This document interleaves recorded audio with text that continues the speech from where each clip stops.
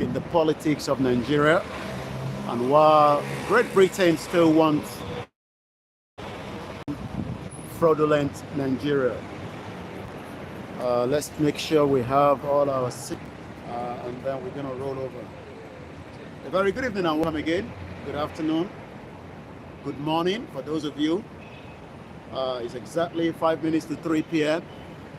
I'm live on St. James Street,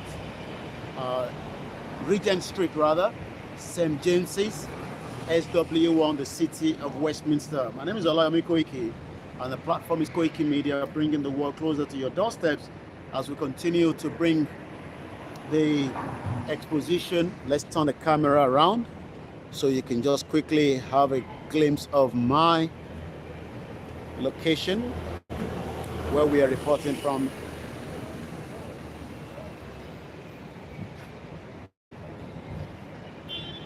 So if you look at that, that is Regent Street, St. James's. Yes. Morimbe Babami Additional Bishop. Thank you very much for joining. But I might want to do a quick brief on that before we move. There's a particular building or a particular place known as Chatham House. I want to make sure that those of you on Facebook can see me properly before we go further. All right, there's a bit of, let's move this one like that. And that way, I think we've moved it slightly from the camera. Yeah, I think it's a bit better now. Yeah, I think it's a bit better now.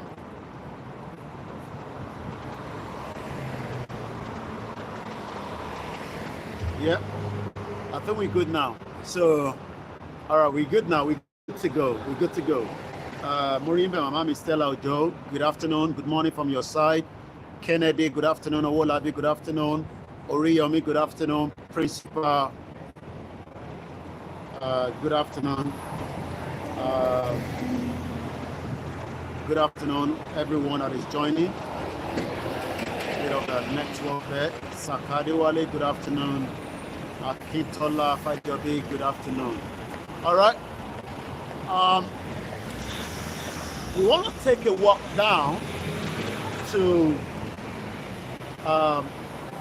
Chatham House. That's where we're going to be heading from here. It's called Chatham House. Chatham House, for those of you that might not know, most of the time, Tabafe election, most of African countries, they are more likely to come down to UK and deliver their speeches and whatever agenda that they have. Obasanjo has been there, Atiku has been there, majority of them. So we're gonna go down there. I'm gonna show you what the building looks like. And maybe some of us might have to start sending them emails and write them and tell them that we have a different agenda as against the one that they have prior to now. Managing. Chief Sunday Adeyemo is not a criminal. The federal government needs to release Lady K, Olawale, and likewise Showore that has been kept with the DSS for a very, very long time. So we're gonna move in just about a few minutes. And when we start moving, I'm gonna switch the camera around so that we can continue with the journey.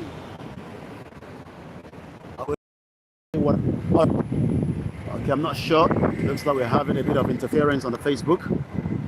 It doesn't seem Facebook wants us to go onto this exposition. It's all about the creation of awareness. The awareness that millions of Nigerians do not even know who control and how people become your president, who are the stakeholders, who does not want Nigeria to break, who want Nigeria to continue. So all that is what I will be exposing to so many Nigerians. So as we are going into Charles Street, city of Westminster, and once again, like I said, continue to look at most of these places, and then you will be surprised that the stolen wealth of Africa, the stolen wealth of Nigeria end up into most of these places. Once again, my name is Olamide Koiki. You're watching a live transmission, the 23rd of September 2021, and the time check on my clock says 3 p.m. right here from London. So many of us that are at home would never understand the reason why Nigeria is poor is because the stolen wealth of Nigeria arrive here in Great Britain in most of these buildings that you're seeing left and right. But like I always say, we will continue to expose them so that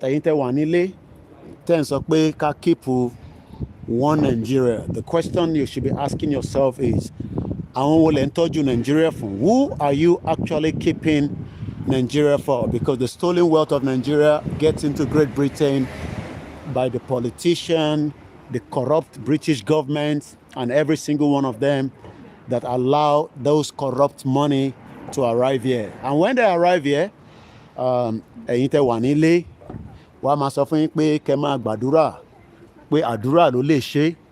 whereas àdúrà ò lè ṣe.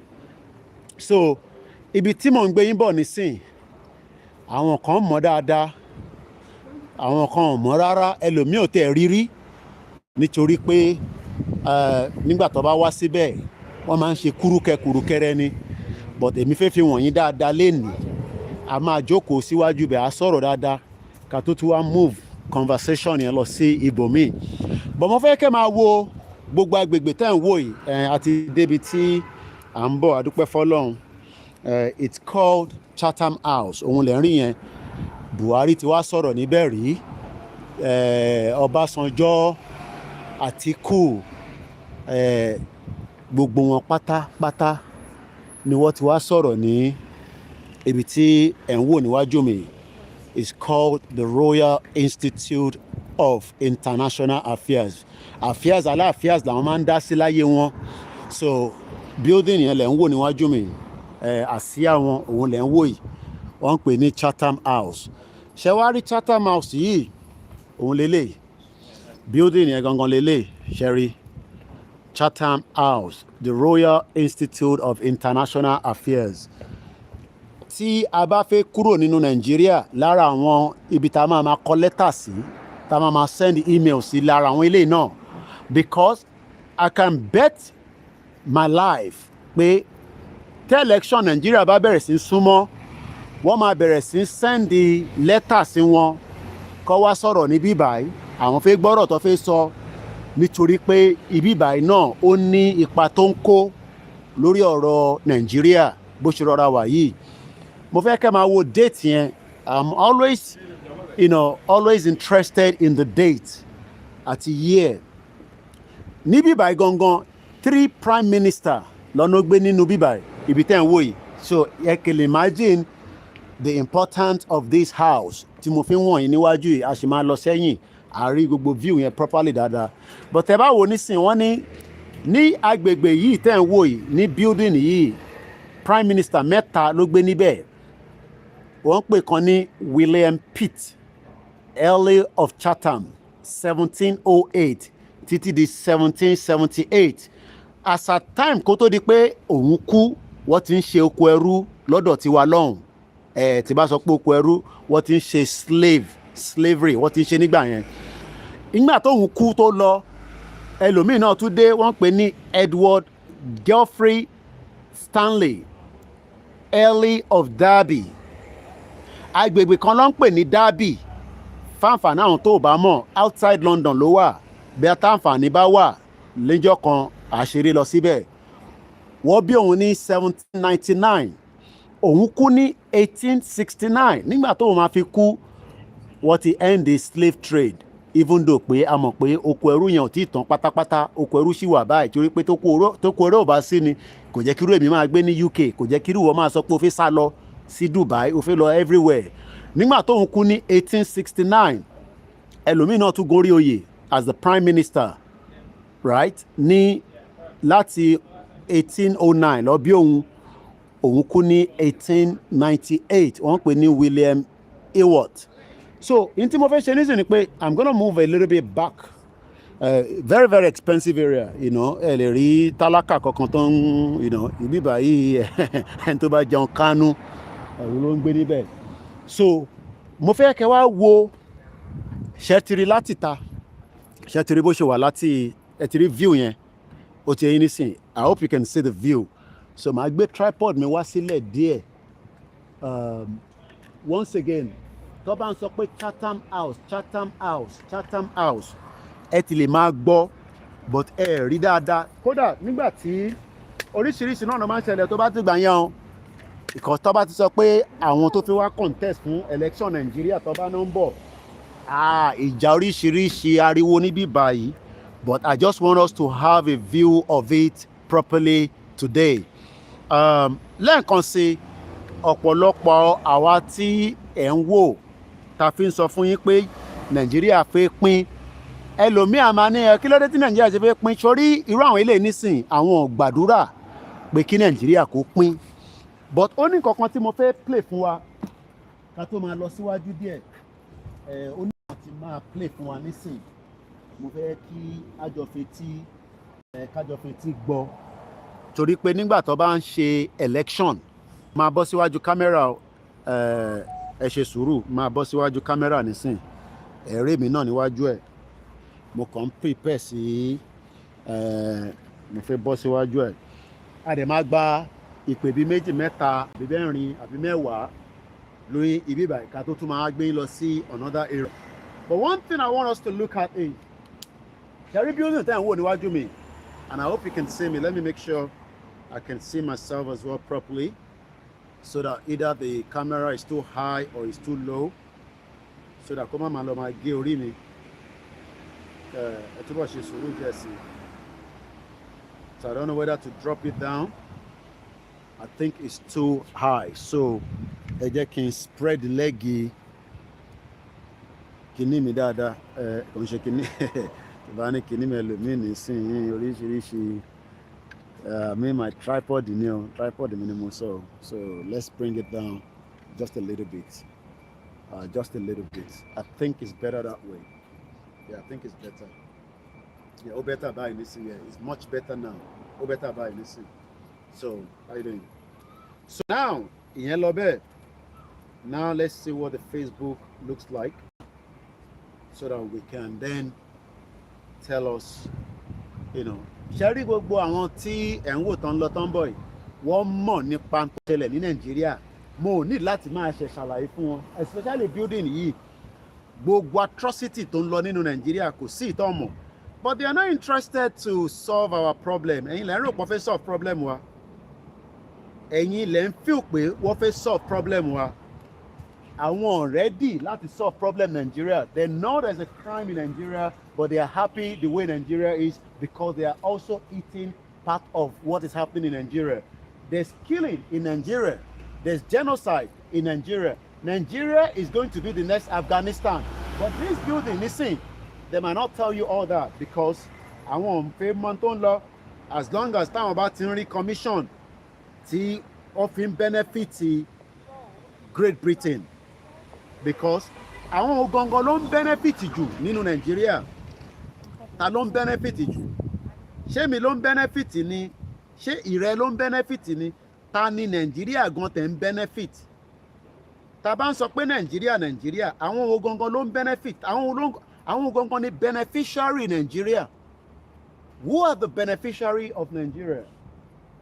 This building have a lot of history when it comes to, you know, the happenings in Nigeria. They might tell you they are independent. They will tell you that. But independent ni wọ́n, àwọn ní kankan ṣe pẹ̀lú kan tó ń ṣẹlẹ̀ Nigeria o. Àwọn kan ṣiṣẹ́ tí wọ́n ní o. But if you believe all that nonsense, right? If you believe all that nonsense, you might not understand the kind of policy that this small house, but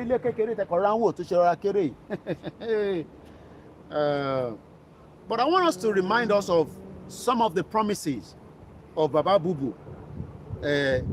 Bubu, I just want us to remind you.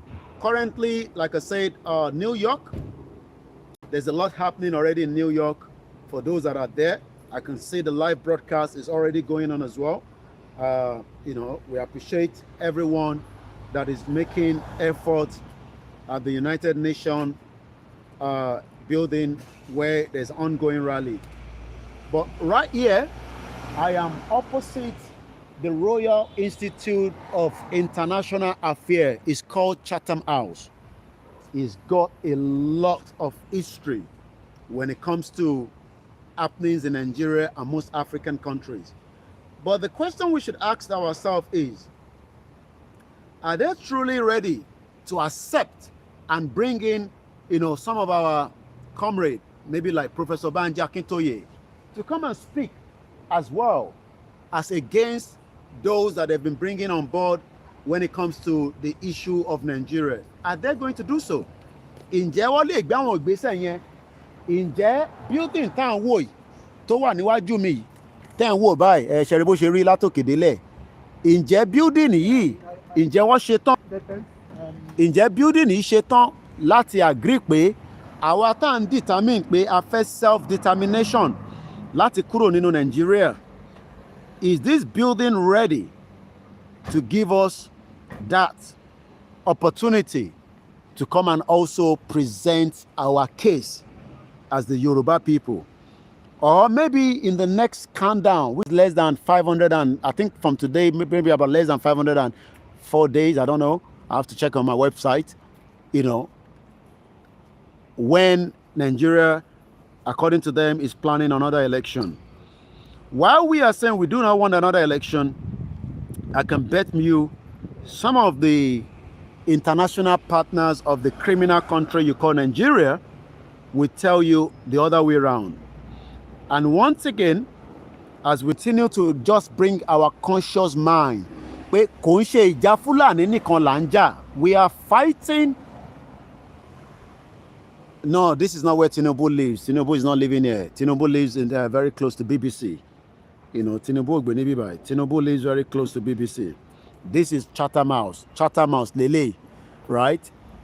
Chatham House, that is also a place where, let's first hear what Fekula Kukuti says. Mumbo. Tobaso, Tito. Will hammer you. Tobaso, Tito. But one thing we've got to remember is, until we all pull together and start asking some of these institutions, they're all over the world.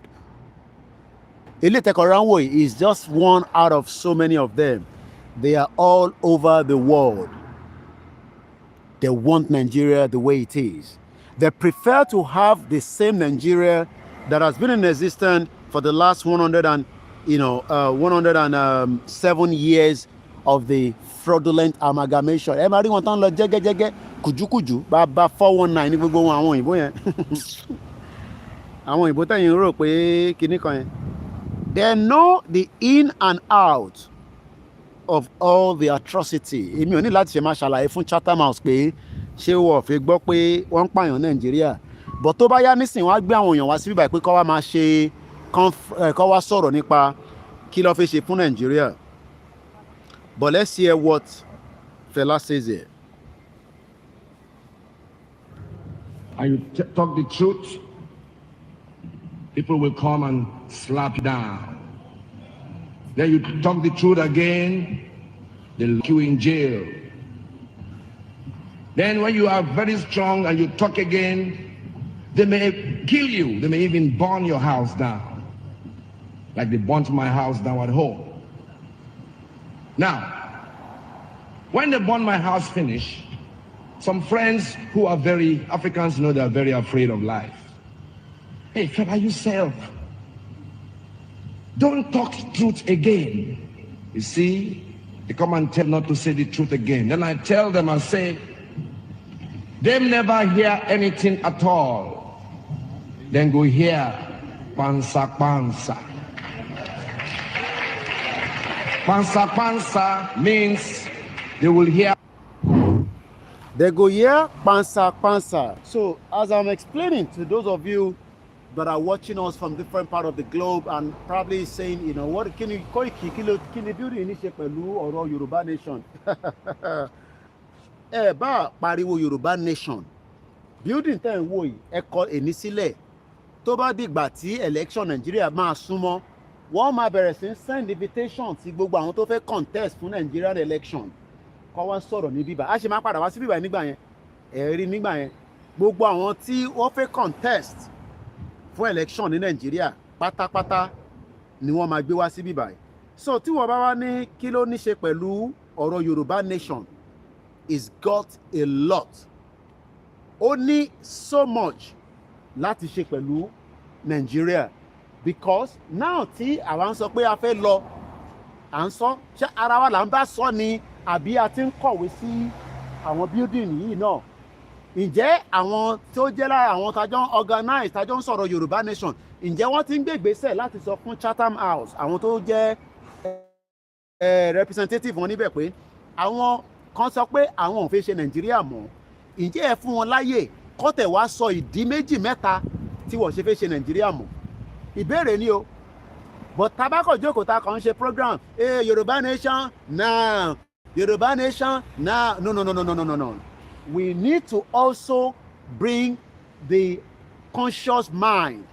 Àwọn lè má gbọ́ gbogbo Yorùbá nation tá à ń sọ yẹn because as far as they're concerned, Nigerian policy, Nigerian government, Nigerian system ló ń follow.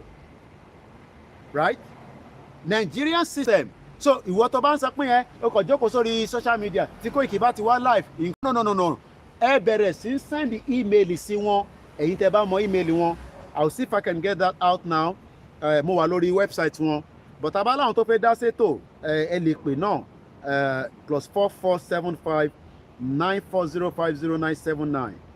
Let's see if we can find a contact details for them.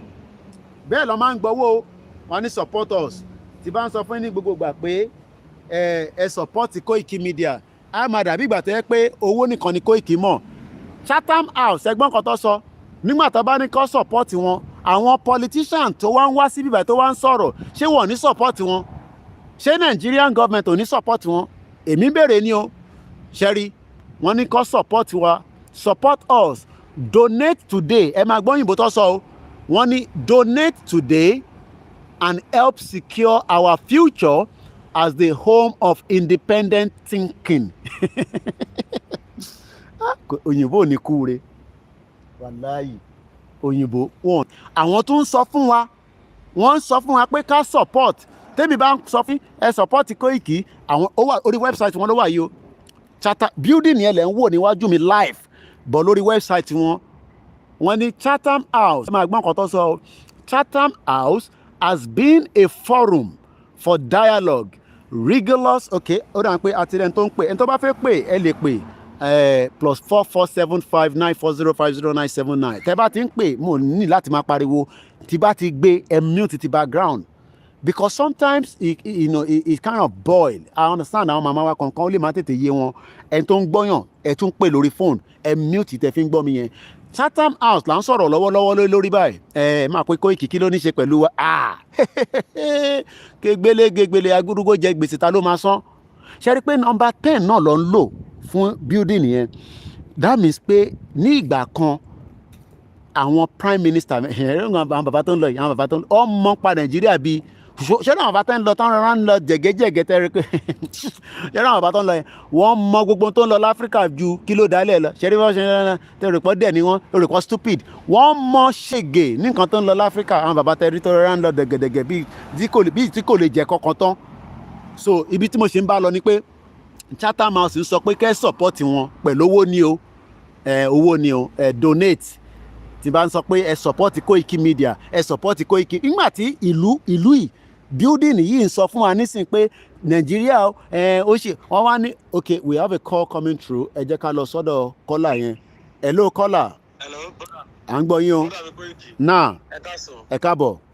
Ẹ mọ kó ṣẹlẹ̀ inú mi dùn pẹ̀lú program tẹ́ ẹ̀ ń ṣe yìí mo fẹ́ kẹ́ farabalẹ̀ kẹ́ lísìn sí ọ̀rọ̀ tí fẹ́ sọ.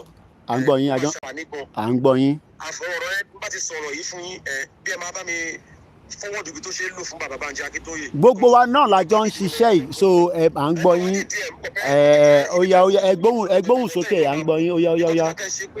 Question lẹ máa béèrè because àwọn tó lead wa wọn ń béèrè question. Question la máa béèrè lọ́wọ́ àwọn òyìnbó yìí.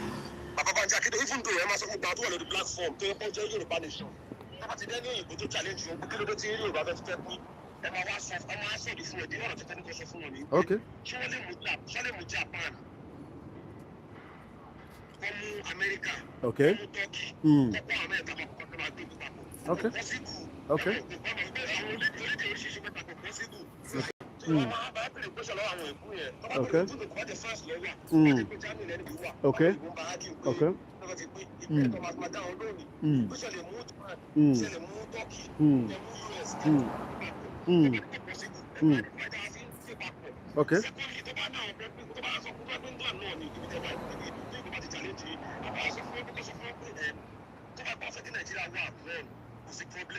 Lórí àwọn ṣẹ́ máa lè gba test àwọn máa sọ tó bá ti lè pọ̀ tí àwọn máa sọ fún àìkú tó bá ti lè kọ́ sọ wọ́n máa sọ fún wọn pé wọ́n pẹ́ bẹ́ẹ̀ UK lẹ́nu yẹn.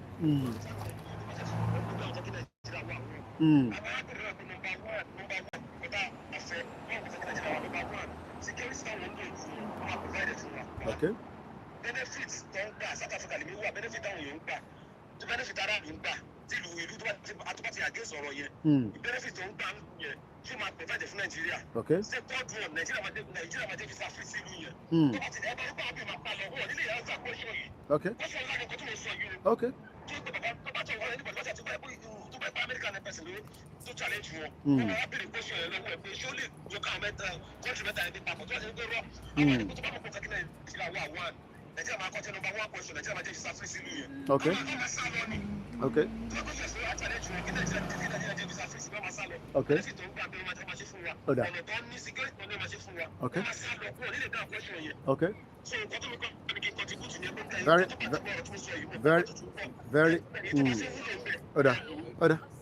No problem.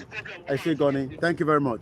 Lẹ́ẹ̀kan sí Nigeria is a crime scene. Genocide is happening in Nigeria, but the Britain is not saying much. And today, tí bá ti rá àwọn òyìnbó ní máa sọ òyìnbó mo fẹ́ kọ́ máa gbọ́ nǹkan tí mò ń sọ ni torí tí bá ń sọ Yorùbá wá kọ́ wọn pé bí eléyìí ti sán lórí kò mọ tó ń ṣe ní bíbá but tí bá ń sọ òyìnbó tí mo ní Nigeria is a crime scene is genocide wọ́n bá tà ti gbọ́ Nigeria wọ́n mọ̀ pé gbogbo ṣé gbogbo àwọn tó ń lọ wọ́n mọ tó ń lọ gbogbo ibi tí bẹ́ẹ̀ tẹ́ ń wò yìí ẹ rí pé European flag kan nìyẹn tẹ́ bá rò pé òmùgọ̀ ni wọ́n wọ̀ mọ tó ń lọ Nigeria wọ́n mọ tó ń lọ +447594050979 òun ni nọ́mbà a sì ń sọ̀rọ̀ lórí nígbà tèmi bá ń wá sórí ètò tí mo ní ẹ support Koiki o ṣẹ̀gbọ́n kan táwọn ilé sọ ní bíbá the same building tẹ́ ń wò yìí ní o eléyìí ń ṣe pé film trick life làwà báyìí life ṣe pé building yẹn number 10 náà ni èyí tí wọ́n ń ṣe nísìn ní number 10 Downing Street tó bá yá tó bá move bẹ̀yẹn náà wàá sọ pé prime minister bíi mélòó kan gbé níbẹ̀ bọ̀ ní building tẹ́ ń wò yìí prime minister mẹ́ta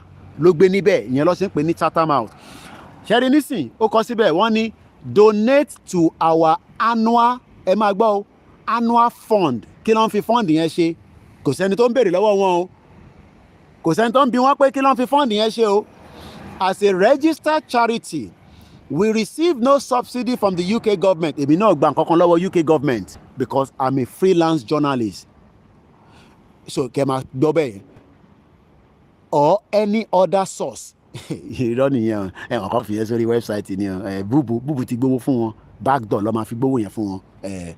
Our annual fund ẹ máa gbọ́ is vital source of unrestricted income that supports our mission daily operation and activity every donation help us tí bá ní support Koiki ẹlòmíà ní ó ṣe jọ́rọ̀ bí owó nìkan ló máa ń sọ lórí program nítorí pé èmi ni mo mọ tí mídíà ń ṣe nígbà tẹ́lẹ̀ nísìn tó ń bá mi jà pé kí Nàìjíríà coexist wọ́n dẹ̀ ń béèrè fún fund Buhari dẹ̀ ní tó pọ̀ Tinubu lówó tó pọ̀ Àtíkù lówó tó pọ̀ ẹ má dẹ̀ gbọ́ lẹ́nu mi o wọ́n máa ń lọ́bì ni o bá ti kú bá fi sọ̀rọ̀ nísìn á ní òun lè fún wọn ní $10,000 òun lè fún wọn ní $50,000 wọn ni kó wá sọ̀rọ̀ ṣé nígbà táwọn ǹjẹ́ wọ́n lè fún bàbá Professor Banji Akíntóyè láyè kó wá sọ̀rọ̀ ìbéèrè ni o ǹjẹ́ a ti ń lọ́bì lọ́dọ̀ Chatham House pé àwa náà láti gbọ́dọ̀ wá sọ̀rọ̀ ìdí tí àṣefẹ́ ṣe Nàìjíríà mọ́ are we doing that already?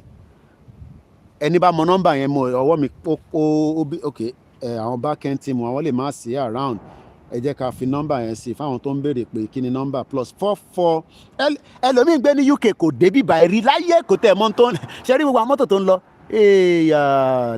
lovely car because owó Africa ló ń jẹ +4475 9405079 a máa pin nọ́mbà yẹn nísìn ẹ lè pè direct torí pé ẹ̀yin tẹ́ bá wà ní UK ẹ̀yin tẹ́ bá wà láti ta tẹ́ bá fẹ́ pè direct fine but ó better kẹ́ pè lórí WhatsApp eléyìí ń ṣe pé n tí mo fẹ́ sọ wọ́n máa kidnap mi èmi ni mò ń sọ̀rọ̀ ẹ má worry nípa ẹ̀ Koiki please we need Chatham House email address òun náà ni mò ń sáré wà ẹ ṣe sùn mo ṣì máa débẹ̀ mo ò kánjú mẹ́tẹ́ ń bá fa wàhálà ni mo lè máa wá bíbá lójoojúmọ́ tẹ̀yìn bá ti ń support èmi ẹ̀yin ní kẹ́ máa support Koiki ẹ fi tó kúlẹ̀ fún mi building ní pọ̀ tí máa gbé yín lọ káàkiri tí máa fi hàn yín ibì kan náà tún wà táyè bá gbà wá lẹ́rìí à lọ síbẹ̀ táyè ò bá gbà wá lẹ́rìí máa tún sọ́díjọ́ míì bọ́tí tí mò ń sọ ni pé Chatham House nísìn ìyàn mélòó ló tẹ̀ gbọ́ pé látijọ́ ta ti ń sọ Yorùbá nation now building ní nísìn election bá ń bọ̀ nísìn wọ́n máa bẹ̀rẹ̀ sí ń lobby bá ti kú bá gbó fún wọn nísìn wọ́n àgbà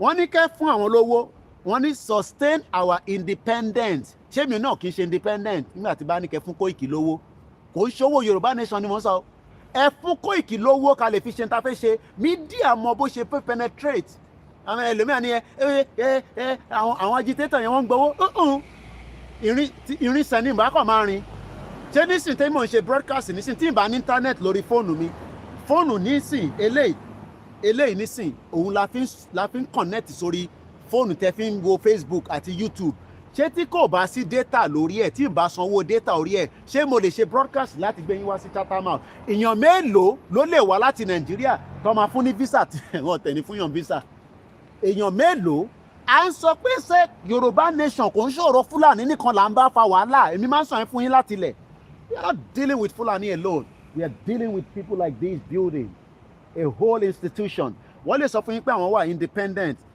irọ́ nìyẹn ẹni Koiki ló sọ bẹ́ẹ̀ anyway ẹ jẹ́ ká lọ wá ímeèlì wọn àwọn èèyàn ti ń béèrè Koiki fún wa ní ímeèlì yẹn máa fún yín ẹni sùúrù máa fún yín ní ímeèlì ẹlòmíì a ní kẹ́ lọ sí Twitter dá wa lóhùn ẹ kàn jókòó pa sórí Facebook kò lè fún wa ní Yorùbá nation ó kọ̀ data fi ń ṣe awareness àti campaign aláti wà active ok wọ́n ní ká má ṣe protest nílé èèyàn mélòó ló ń jà lórí Twitter everyday èèyàn mélòó ẹ kàn jókòó sórí Facebook tí èèyàn kan bá ti go live nínú àwọn media àwọn comment it's very good it is not the only thing as well gbogbo ẹ̀ la fẹ́ fi bá wọn jà lọ́wọ́ yìí hello caller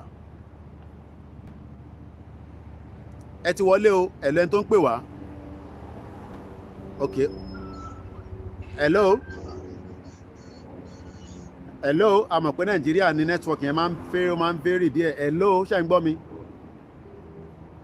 tó bá ti wá láti Nàìjíríà a máa ṣe sùúrù ni mo ń wá ímeèlì wọn ni o ó yẹ kí n ti mú sílẹ̀ ká tó bẹ̀rẹ̀ tó hello mo ẹ máa sọ̀rọ̀ à ń gbé wọn ẹ káàsán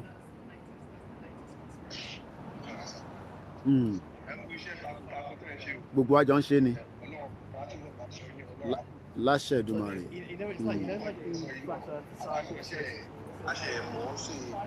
so kò sí problem ẹ máa ṣiṣẹ́ yín lọ Ọlọ́run á fún ìjì ara olùdókòwò wa náà á máa support. lágbára Ọlọ́run. so kọ́tẹ́mì rí bẹ́ẹ̀ ni bẹ́ẹ̀ ni ẹ ṣe gan ni alẹ́ lomi ó mọ̀wé kọ́ ẹ bá mi kọ̀wé sí wọn màá fún yín ní gbogbo àdírẹ́sì wọn náà ẹ lè send lẹ́tà láti Nàìjíríà kẹ́ send sí wọn pé a fẹ́ ṣe Nàìjíríà mọ́ sọ pé kakọ̀ jókòó sórí social media kan náà fẹ́ hello caller ẹ ti wọlé o ẹ mute ti background mo ti gbé kọ́ọ̀lù yẹn ẹ mute ti ok bẹ́ẹ̀ ni ẹ ń test number ni má test number tó o bá fi pè sórí show ó dà ẹ jẹ́ n kọ́kọ́ lọ sórí Facebook wọn kí n lọ wo Facebook tí rí email wọn ni o so orí email wọn Facebook wọn lélẹ́yìí o ẹ lè máa lọ síbẹ̀ so many ẹ ti rí àwọn Nigerians wà lórí ẹ flag ẹni tó dé Biafra lélẹ́yìí they have about 104,000 followers ṣe rí pé the same building tẹ́ ẹ̀ ń wò nínú picture yẹn jẹ́ kí n ok èèyàn kan ti ń pè hello caller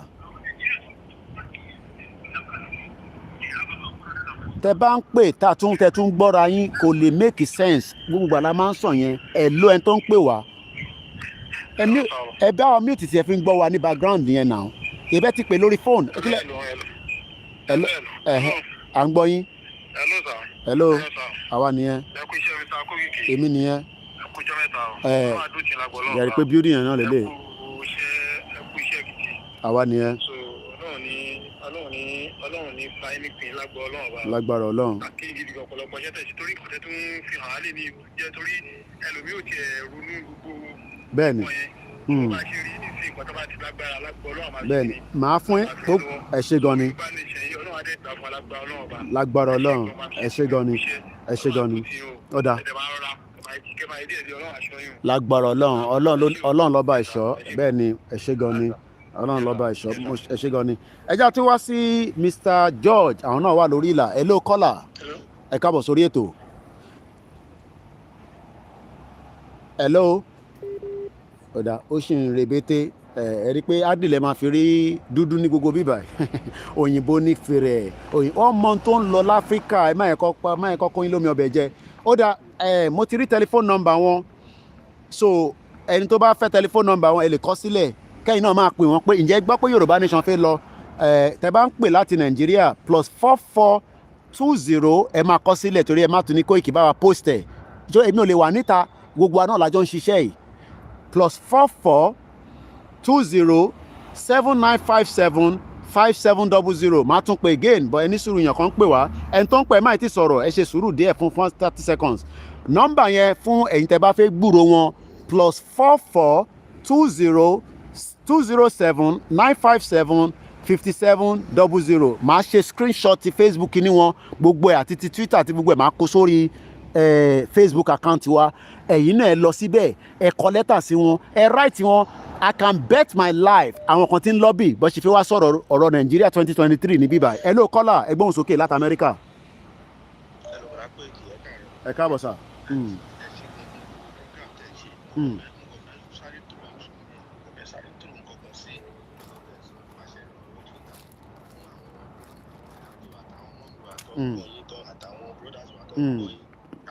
Tó bá ti bẹ̀rẹ̀ sí ń lo Twitter tó bá ti bẹ̀rẹ̀ sí ń lo Twitter ẹ ló ṣe ń gbọ́. à ń gbọ́ yín mo connect mic ẹni kó lè máa jáde dáadáa gẹ́rẹ́gẹ́ à ń gbọ́ yín. tó bá ti bẹ̀rẹ̀ sí ń lo Twitter ní bóyá bíi I think it's 150 characters or 200 characters in total. tó bá fẹ́ kọ nǹkan síbẹ̀ wọn ní láti kọ èho ẹ̀dẹ̀ kó pọ̀ wọ́n kàn lè kọ there is genocide in Nigeria. bẹ́ẹ̀ni. save Yoruba tribe kọ́dẹ̀ hashtag CNN hashtag BBC hashtag Washington hashtag United States government hashtag Joe Biden bẹ́ẹ̀ni. hashtag yẹn ohun ló máa jẹ́ kí àwọn pípù yẹn ó máa rí lórí platform tí wọ́n pé ok ta ló tàgì wa mọ́ nǹkan kan wọ́n máa bẹ̀rẹ̀ tó bá bẹ̀rẹ̀ sí rí pé everybody almost 1 million people hashtag àwọn in 1 hour wọ́n máa bẹ̀rẹ̀ sí notice ní pé wait a minute kí ló ń ṣẹlẹ̀ pẹ̀lú hashtag yìí ṣe wá pọ̀ lórí website wa tó bá ti bẹ̀rẹ̀ sí check ọmọ á bẹ̀rẹ̀ sí ń ka tweet everybody pé ok ilé sọ pé genocide in Nigeria kí ló ń ṣẹlẹ̀ ní Nigeria eléyìí náà tún sọ pé kíní kan save the Yoruba tribe who are the Yoruba tribe eléyìí náà tún sọ pé wọ́n tún construct his statement kan kíní kan save our free our agitators. All my bẹ̀rẹ̀ sí put to pieces yẹn together pé okay ó dàbí pé there's something actually going on. Oda. Okay. Is another very good point. Because mo fẹ́ jẹ́ kí nǹkan tó yẹ pé ipe ní láti kọ too much English kọ́kọ́ kọ́ nǹkan tó máa something very small kọ́dẹ̀ bẹ̀rẹ̀ sí hashtag gbogbo àwọn organisation tó bá ń bọ̀ pátápátá in United States in United Kingdom in all around the world kọ́ bẹ̀rẹ̀ sí hashtag wọn tó bá ti bẹ̀rẹ̀ sí hashtag bẹ́ẹ̀ yẹn wọ́n máa rí nǹkan tí mo fẹ́ jẹ́ kọ́ mọ̀ nìyẹn. ọ̀dà ẹ ṣé gan ni bàbá wa thank you very much. mo kí gbogbo ẹ̀yin tí ẹ ti darapọ̀ mọ́ wa tẹ́ bá wò pé Koiki kí lè tún ní í ṣe pẹ̀lú Yorùbá building time wo yìí wọ́n pè ní Chatham House Twitter kíní wọn lélẹ́yìí kọ́ máa sọ̀rọ̀ ṣe oríṣiríṣi náà ló máa ń sọ lórí ẹ̀ it's called at Chatham House ṣẹ̀rí pé iwájú ẹ̀ náà ni ṣẹ̀rí pé ilẹ̀kùn wọn náà ni it's a very popular door just like number 10 Downing Street a very very popular door but the most important thing is gbogbo wa we have a lot of work to do kò sí eré, iṣẹ́ wà lọ́wọ́ gbogbo wa. Wọ́n ní iṣẹ́ wà fún kódà wọ́n wà lórí LinkedIn gan ṣẹ́rí òun lélẹ̀ àwọn nìyẹn. More than 100 years of promoting independent thinking and hosting informal debate. Ẹni kọ́ wá fáwọn náà ní debate lórí ọ̀rọ̀ Yorùbá nation. Àná àṣẹ Nàìjíríà mọ̀. Can they give us that? Are they going to allow our people? Àbákan bára wa sọ̀rọ̀ Yorùbá nation ni àfi bá òyìnbó sọ̀rọ̀ ni. Aláti engage wọn. We must engage every single one of them. Torí pé ọkọ̀ wa sí problem tí gbogbo wa wà nù ẹ̀. Problem ta wà nù ẹ̀ ta fi ń pariwo Yorùbá nation now, Yorùbá nation now, Yorùbá nation now. Àwọn tó wà in between ẹni. Mo ṣe ń wá email address wọn ní o, ẹ ṣe sùúrù o. Mo ì tí kọlu email yẹn ni mo ṣe ń wá níbi tí ó sá pamọ́ sí. Tá bá wá kúrò níbí báyìí, a tún wá gbé wa lọ sí another venue. Mo ṣe ń wá email wọn. I can't seem to find an email. We have through as well. Hello caller. Tẹ́ bá ń gbọ́ mi, èmi ò gbọ́ yín o. Hello. A ṣe ń gbọ́ yín nísìnyí, ẹ gbóhùn sókè, à ń gbọ́ yín o. Hello, Peter Kioke. Mo ní kí ní pé kúṣẹ́ takuntakun. Àjọ kíra wa náà ni. Ọlọ́run Elédùmarè àtúbọ̀ bá fún yín ní okun àti agbára o. Mo ní kí pé kúṣẹ́ takuntakun. Ilẹ̀ Oòduà tá à ń bẹ̀rẹ̀ fún aláàánú jùlọ ajẹ́kọ̀tẹ̀ wa lọ láìpẹ́ láì jìnnà náà. Lágbára Ọlọ́run, lágbára Ọlọ́run. Ok, ìyẹn kan ti bá wa rí email address yẹn, ẹ ṣé. Ọ̀dà ẹ ṣé gan ni. Mo ní ìyẹn kan tó ń pè. Ṣé o mọ̀ pé mo wà lórí program? Àbófẹ́ dá sí ni mo wà lórí program. Ẹja sọ̀rọ̀ létà, ká sọ̀rọ̀ létà. Torí àwọn eléyìí ò ní sọ̀rọ̀ lórí show. Àwọn tó ń ṣiṣẹ́ takuntakun ọmọlẹ̀ Oòduà ni wọ́n ò ní sọ̀rọ̀ lórí program. Ẹ ṣé gan ni moment tó bá wa fi comment email address yẹn sí. Thank you very much for the good job that you are doing as well. Gbogbo àná làjọ ń ṣe. Now mo tún fẹ́ padà sórí donation. Nígbà tí organization báyìí bá ní ẹ máa gbọ́ ẹ ráwọn ìbò tẹ̀ ń wò tán wọnú mọ́tò wọn tán ń ṣe gẹ́gẹ́gẹ́gẹ́gẹ́ tán lọ yá àfẹ́fà tẹ̀ ń wò yẹ ó lé ní gbogbo wọn. Wọ́n mọ tó ń lọ. Ẹ sọ fún yín pé wọ́n mọ tó ń lọ. Wọ́n mọ tó ń lọ láfíríkà. Wọ́n mọ̀ ju ìwọ tó jókòó ìwọ tó jókòó sí Nàìjíríà tó jókòó sínú abúlé. Wọ́n mọ tó ń lọ pátápátá lọ́mọ. Genocide is happening in Nigeria and Chatham House is not saying much about it. Tọ́ba tẹ̀ ń bá ti ń ròyìnbó máa sọ òyìnbó sí wọn. Ẹ̀rí tí wọ́n ní mọ́tò ẹ̀. Ó lè burúkú ní gbogbo wọn. Ìwọ máa sọ pé kò fẹ́ kípo orí ò pé ìwọ tó ń kípo Nàìjíríà ṣe rí Lexus mẹ̀sẹ̀ lóye Lexus 2014 àwọn olórí kórí ta ló tún pè ìkọ̀sọ̀ àwọn tó bá ń pè lómi hello ṣòfẹ́ dá sórí ètò ni mo wà live lórí program ẹ̀ẹ́ta ká sọ̀rọ̀ létà àwọn ọmọ mi ń pè láti ilé ẹ má bínú. Now ṣẹ́rí donation kan náà ń fẹ́ tí bá ń sọ fún yín support Koiki Koiki ti like owó jù ṣẹ́rí nǹkan tí Chatham House ń béèrè what type of donation would you like to make? Single wọ́n ń gbowó láti abroad náà kò ń ṣe nínú UK nìkan o lè fún wọn ní £50 o lè fún wọn ní £100 o lè fún wọn ní £250 o lè fún wọn ní £500 àbí other amount. Ṣé irú Àtíkù bá fẹ́ sọ̀rọ̀ nísìn ṣó máa fún wọn ní £500? Èmi bèrè ní o pẹ̀lú gbogbo owó tàtíkù ti jí. Wọ́n wá ní about the fund kí láwọn fowó yẹn ṣe. Chatham House is a unique institution. Building time wò níwájú mi ló ń jẹ́ bẹ́ẹ̀ o. It's a unique institution that strives to improve the quality, sustenance of policy making in international affairs like Nigeria. One of the ways you can support the work we do is thoroughly our annual fund. Tí bá click lé lórí nísìn, wọ́n ní you can become a member. Tí bá click pé mo fi fún ọ lówó nísìn, ó máa gbà á. Tí bá ń sọ fún yín pé and eléyìí nísìn kò eléyìí wà against wa o. Tẹ́ bá rò pé build and wo yìí build tẹ̀kọ̀ rárá wò yìí.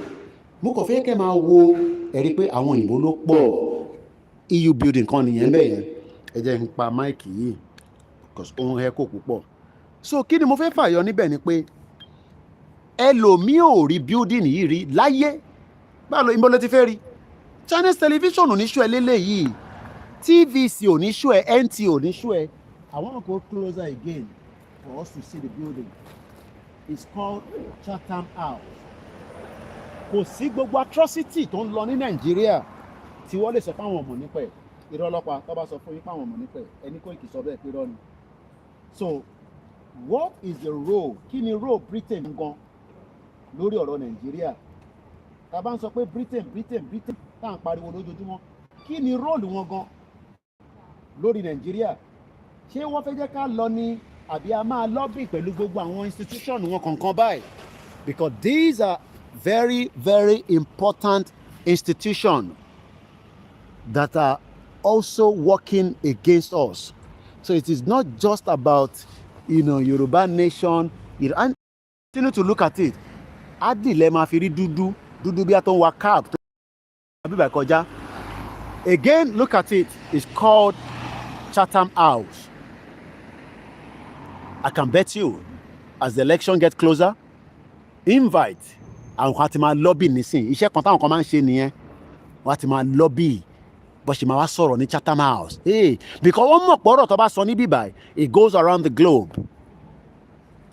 And the question is, àwọn mọ́tò dem ṣoríran. Hey, big boy for Africa, for Abushabu lálejò. Ṣé kò dà bẹ́ẹ̀? Again, mo fẹ́ ká súnmọ́, just watching out for the cars. Mo tún fẹ́ ká súnmọ́ lẹ́ẹ̀kan sí Chatham House. Chatham House is not talking about the genocide in Nigeria. There's a lot of crime in Nigeria, but as you can see, those of you that are watching us live, this building, again, take picture. If you take picture, bye. Ma take a selfie, mi go ma yara mi níbẹ̀. So, lẹ́ẹ̀kan sí, tá bá ń sọ fún gbogbo ẹ̀yin tí ẹ wà nílé. Nigeria is a real crime scene.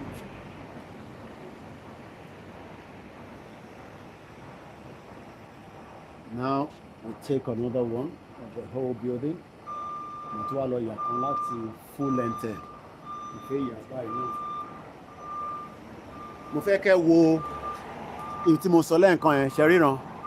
So ìwọ jókòó sílé o, kò máa sọ pé òkè keep Nigeria fún politician. Òyìnbó ló ń keep Nigeria fún ọdẹ. Òmùgọ̀ nìyẹn. Òmùgọ̀ paraku nìyẹn. Àwọn tó ń tọ́jú Nigeria fún sórí gbogbo building yẹn. Sórí bó ṣe rí. Àwọn tí wọ́n ń tọ́jú Nigeria fún kò ń ṣe politician Nigeria. Àwọn yẹn náà kàn ń jẹ ìrúnrún ni. Àwọn tó ń jẹ big boys gangan, àwọn big daddy, big mama. Àwọn lélẹ̀. So ìwọ jókòó síbẹ̀ o. Man, no, keep Nigeria. You are keeping Nigeria for yourself. Once again, this is Chatham House. So I'm gonna move nisin. But kato move, let me plot the next journey. Mo fẹ́ wo distance wo tó bá yẹ pé nǹkan tí mo lè ṣe lénìí ni. Bá ṣe ní enough time. Àwa lọ sí láti bí báyìí. Ó níbi kan tí mo tó fẹ́ gbé yín lọ. So mo fẹ́ plot journey yẹn náà, ẹ ṣe sùúrù pẹ̀lú mi. Lẹ́ẹ̀kan sí orúkọ tèmi ni KOIKIMEDIA tí gbogbo yín mọ̀ sí KOIKIMEDIA. Okay, ibi tá à ń lọ yẹn náà kò jìnnà síbí. It's under 6 minutes. 6 minutes yẹn, mo fẹ́ kí gbogbo ẹ̀yin tí ẹ̀ ń wò mí, ẹ jẹ́ kí n take address yẹn náà dáadáa láti bí báyìí. So I'm gonna post this bí a tẹ́lómi náà bá tún fẹ́ ṣeré wá síbí torí pé ẹlòmíì lójú ẹ̀ bí wàá tá à ń ṣeré pákàkiri ni. Àwọn building tẹ́ ń wò yìí, most of these buildings, they are big stakeholders. When they say big stakeholders, it's called Chatham House. My name is Olami Koiki. It's KOIKIMEDIA, bringing the world closer to your doorsteps. Chatham House in London, St. James's Square, SW1, where policies and so much conversation, Chatham House is called. 3 prime ministers ló gbé níbí báyìí. Yeah, Òyìnbó gave us fake independence. Ṣé wọ́n mọ̀? Ṣé yóò mọ̀ tẹ́lẹ̀ ni? ṣe bí gbogbo ẹ̀ láti sọ lórí show tá a máa ń sọ lójoojúmọ́ sẹ́yìn ọmọ tẹ́lẹ̀ ni sórí ìgbà tí bá sọ fún yín pé wọ́n fún wa ní kinní àwọn building tẹ́ ń wò yìí gbogbo jàǹbá tó ṣe ní gbogbo ọ̀dọ́ wa ọwọ́ wọn ló kún sí wọ́n máa ní òfin lọ ṣe election 2023 ọ̀dẹ̀ òmùgọ̀ ò ní títì ò níná tó bá yàgbẹ́ wàṣẹ́ máa lọ fi omi kànga wa máa fi flush ní 21st century ìwọ sì ń fomi kànga ọlọ́run fi flush òrìpọ̀ dẹ̀ nìyẹn ẹ̀ṣẹ̀ ráhùn àwọn big boy orí mẹ́sì olóyè àbí kabúkabú ni because sometimes they are nínú uber driver ni ẹ̀kọ́ rí tó ń fi Mercedes uber ló ń ṣe uber ló fi ń ṣe uber ni lẹ́ẹ̀kan sí mo kí gbogbo ẹ̀yin tí ẹ ti darapọ̀ mọ́ wa ẹ káàbọ̀ sórí ètò ẹ wá pé Koiki Ibo ló tún wà yẹ wọ́n ń pè ní Chatham House ó ní big impact big role especially by the time the Nigerian election is getting closer ẹ rí gbogbo wọn máa bẹ̀rẹ̀ sí ń lobby gbogbo wọn fi wá sí Chatham House láti wá sọ̀rọ̀ ìlú wèrè ìlú tó ti àlákà òun ní Nàìjíríà ẹ jẹ́ káwọn òyìnbó tó wọ súùtù kọ́ máa tàn wá wọ́n ní ẹyẹ máa tàn wá o ìtẹ̀tàn wá tó àná àṣemọ́sẹ́ ìtàbá yín ṣe ti tó enough is enough I'm not interested in the contraction called Nigeria. It's a fake country that has had big impact in the lives of millions of Nigerians. So many Nigerians are dying for the negligence of those that refuse to speak out. So now, I'm just gonna, okay, now we've got the next one, which is about 6 minutes from here. So let's get our map together and let's move. So I'm gonna have to bring my tripod down. So the tripod is gonna come down a little bit so that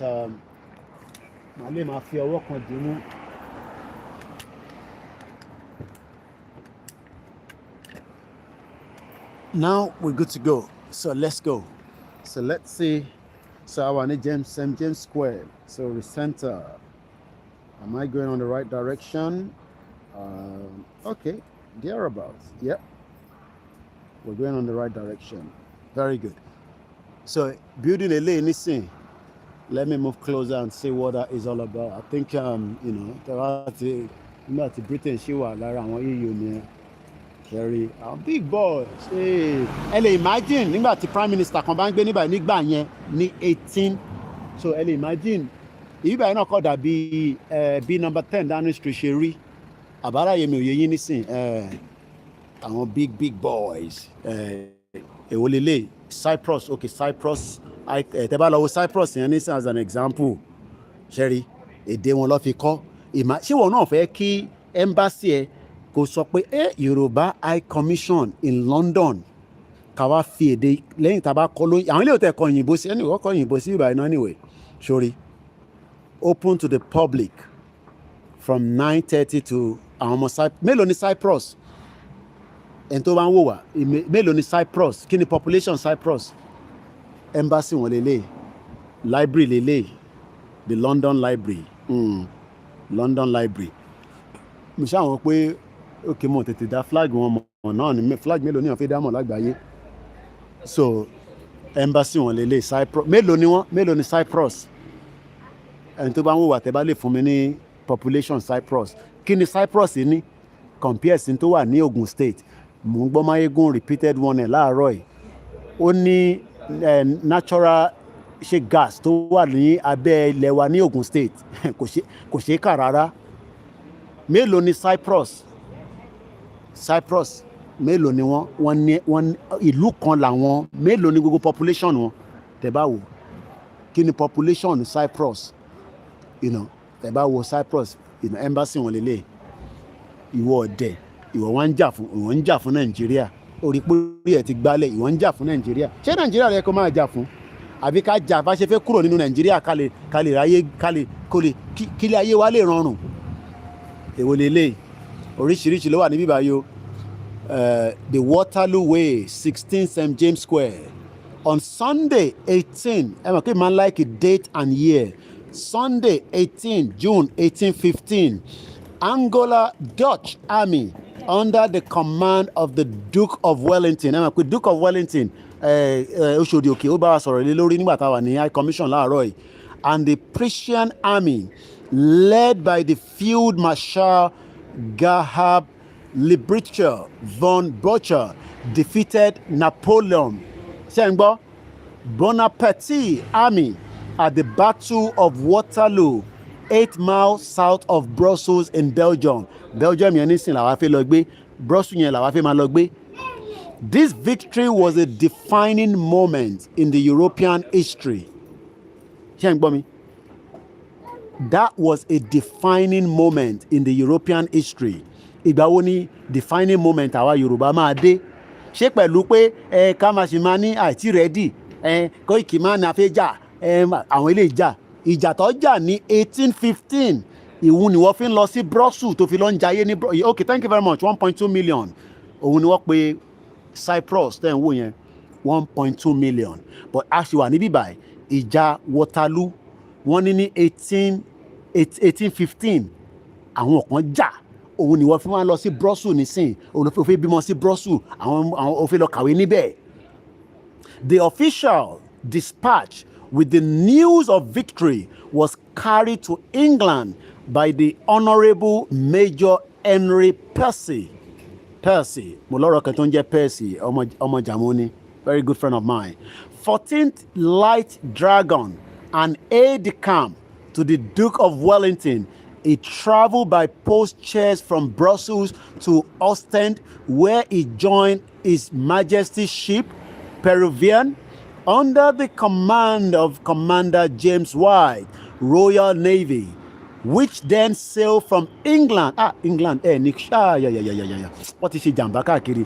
Landing at the Broad Steps, the officers traveled together by post chairs to London, arriving on the 21st of June, 1815.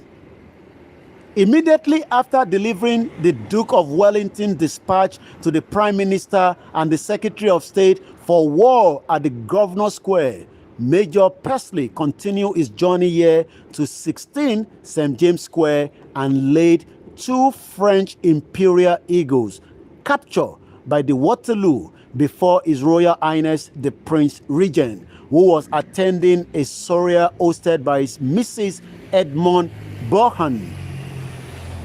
So, gbogbo kini history ni o.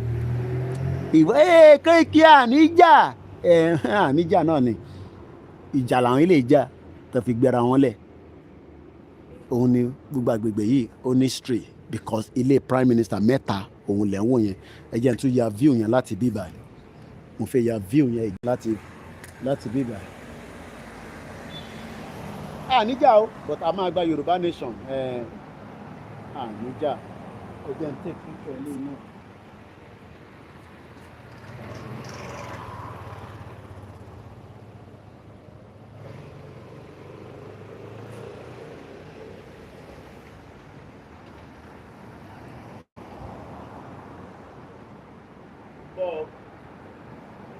So, bá ṣe ń sọ lọ, ìwọ náà wá máa wo ìgbádùn táwa náà máa gbádùn if only we can fight it now.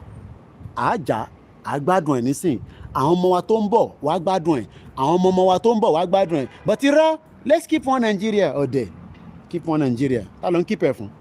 You are keeping one Nigeria for the Hausa Fulani. That's what you are doing. You are stupid for telling us to keep one Nigeria. Keep one Nigeria. As we are leaving Chatham House, we hopefully will be back again one of these days. Again, technology at the so many times on your charge motor. I mean, I'll call one garden here briefly. Say, Kekori, no, necessary. Our big boys don't be by big girls, big mama. But I want Yawa, I want my clean offices, one be by. I was send away and see what only keep one Nigeria. Keeping one Nigeria for the politicians that are stealing our money and bringing it to this country, and so many people are dying in Africa. Sherry King James Street, La City of Westminster. máa support wọn Nàìjíríà ọ̀dẹ̀ máa support wọn Nàìjíríà kọ́ máa fowó àbúṣàbù lálejò máa support wọn Nàìjíríà. This is KOIKIMEDIA, Cleveland House, you know, wà lọ nísìn àwọn adúlú là ń fọ̀gbẹ́ là ń fọ toilet là ń fọ kíní níbẹ̀ àdè láwọn tó jẹ́ pé ó lè jẹ́ director níbẹ̀ ọ̀ ní fún ní position yẹn tó bá dalẹ̀ nísìn sórí very beautiful places sórí reflection yẹn ò ní jẹ́ kẹrin rárá, you know, à ń ṣe wàhálà lójoojúmọ́ every blessed day, you know, every blessed day. Àwa ní ká dá dúró àwọn kan ní no Koiki báwo la ṣe fẹ́ dá dúró kí la máa jẹ ọ̀dẹ̀ kí ló ń jẹ tẹ́lẹ̀ ìwọ tó ń bí mi pé kí la máa jẹ kí ló ń jẹ tẹ́lẹ̀ kí ló ń rí jẹ tẹ́lẹ̀ ẹ̀wọ̀n kí ti bá ń káàkiri oríṣiríṣi la máa bá pàdé meteorite it Christie's, a complete stone, a meteorite with almost complete fusion crust, which fell to earth in 1803, 5-inch, 12.5 centimeter wide, estimated between 10,000 to 12,000, was sold at 25,000 pounds. This stone, a meteorite, I hope I pronounce it very well, fell to the earth. Ó jábọ́ láti òkè ọ̀run. Ìwọ wá ń sọ pé ayé tó yẹ kó kọ́kọ́ jẹ náà òun gbàdúrà pé ó fẹ́ kọ́kọ́ kú kó lọ sí ayé òun tí ò tí ráyé yìí jẹ ìgbà tẹ́lẹ̀ jábọ́ àwọn kan wá rà á ní 25,000. Auction house níbí báyìí, I know about them very well. Ìyẹn ló ṣe rí àwọn big boys, big girls, big mama, but àwa nísìnyí fọ̀gbẹ́fọ̀gbẹ́ làwa ká máa deliver ká máa ṣe kinní kan, you know. Àníṣe ẹjẹ́ akúrò nínú ìlú jágbajàgba àwa náà ní so many history bẹ́ẹ̀ wọ́n ta gbogbo ẹ̀ ìtọ́ máa jíwá sí bíbá ọ̀dẹ̀ níwà nítorí pé àfẹ́jà àfẹ́ dúró àndúróde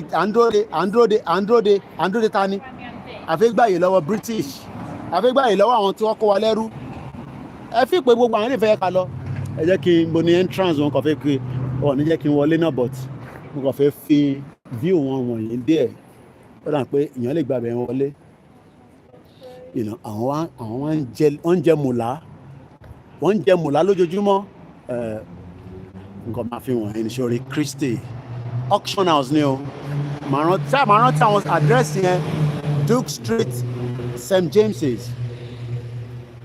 So má keep one Nigeria èmi ò ní kó má keep one Nigeria but àwọn níbẹ̀ keep one Nigeria.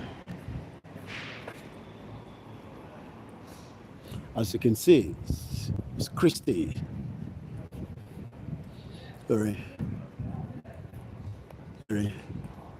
Oríṣiríṣi printing, sorry printing oríṣiríṣi. Christie ló ń pè sorry òun ni ẹ lókè sorry àwọn bá tó jókòó yẹn àwọn Don ló ń wò yẹn àwọn ilé stakeholder gidi ni ó rí pé Fúlàní kan là ń bájà ọ̀dẹ̀. Fúlàní nìkan ló kún bájà àwọn Don oríṣiríṣi wá wà káàkiri Don oríṣiríṣi. You think it's about the Fúlàní tó wà nínú igbó nìkan là ń bájà ó dà pé tẹ̀ mọ́ ta fẹ́ gbà rárá. We are fighting for the final freedom la fẹ́ gbà. You are now thinking that, you know, we will just get it like that, you know. Ó fẹ́ jẹ́ ká lọ bá ṣe ń ṣoko ẹrú second class slaves níbí báyìí ó tẹ́ wọn lọ́rùn. Ó pé wọn ju pé kí Yorùbá lọ nígbà tá a bá ti lọ ta ló máa ṣe àwọn ẹ̀rẹ̀ sọ̀rọ̀ no Koiki a ní ká kúrò nínú oko ẹrú. We are already in a big mess. Ká dá gbogbo ẹrú sórí entrance wọn náà lélẹ̀, you know, entrance wọn náà ni.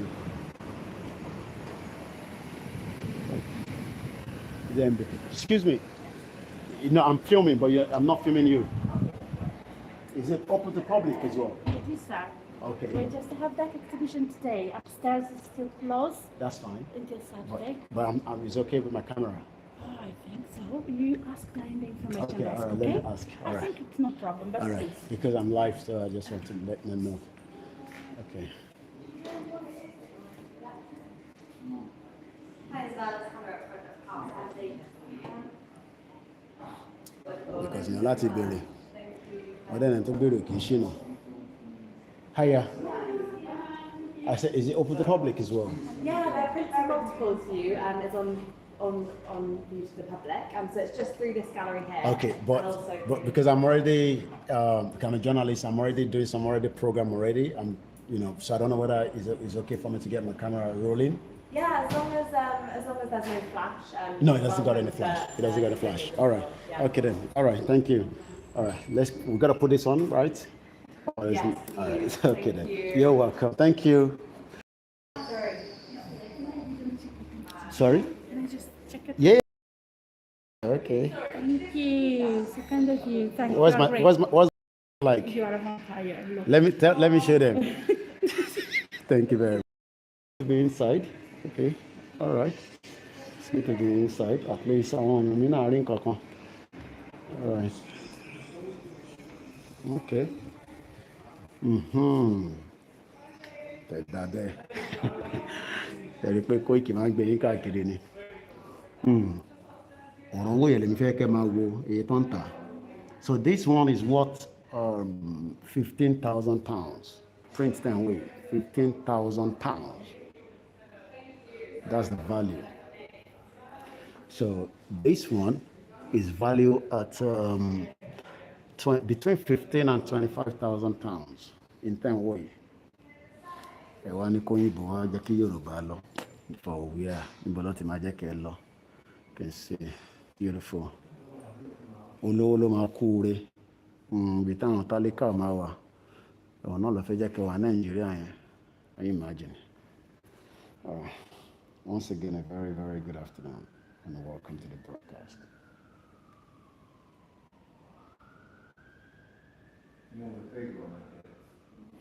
So I'm just going to take us a bit round so we can just have a look. If it has look on here, I think the bitan are gone.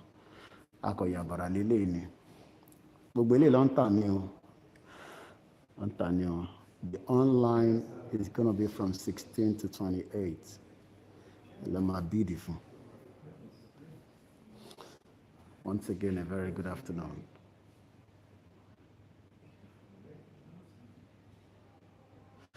So, can you imagine? Àwọn olówó 419 Nigeria àkọ́kọ́ 20,000 pounds sílẹ̀ nígbà tó ṣiṣẹ́ wàhálà yẹn, you know.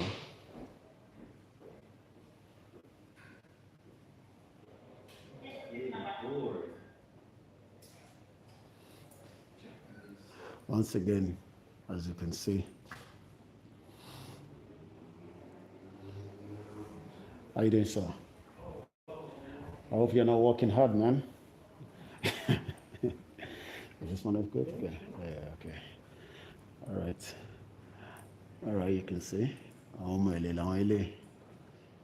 So, all right, it was good that we were looking at it from outside, but it's also good to bring you inside and let you see what it looks like. So, which is beautiful.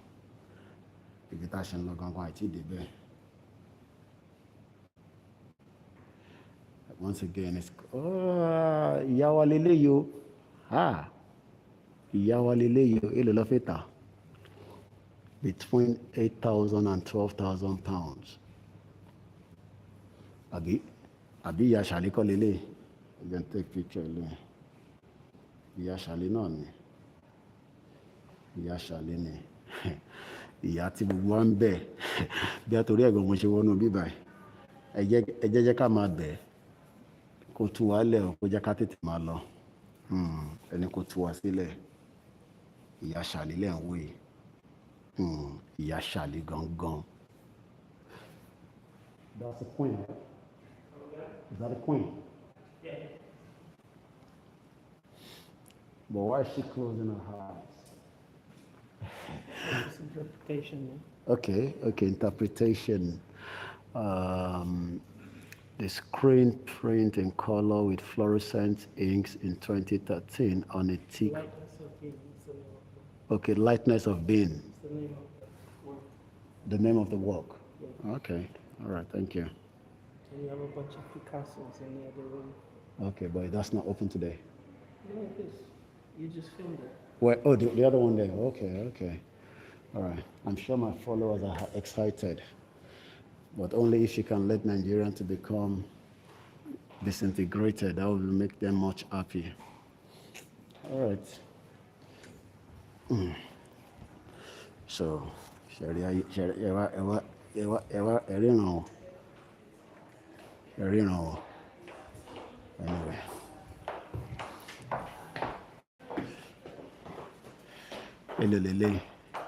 Not a whole of it, Sherry, don't believe 190,000 pounds. Or only print here.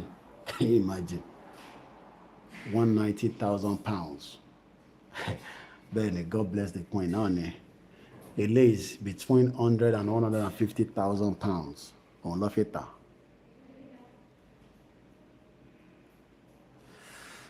Okay. All right. So as you can see there, highlight of the sales. I always look more on the date, 1902. Sherry, I'm in 10 way. 1902 to 1959. So 1902, yet about add 12 years more, you've been a lot amalgamate in Nigeria.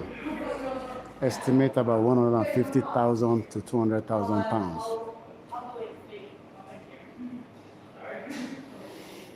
All right.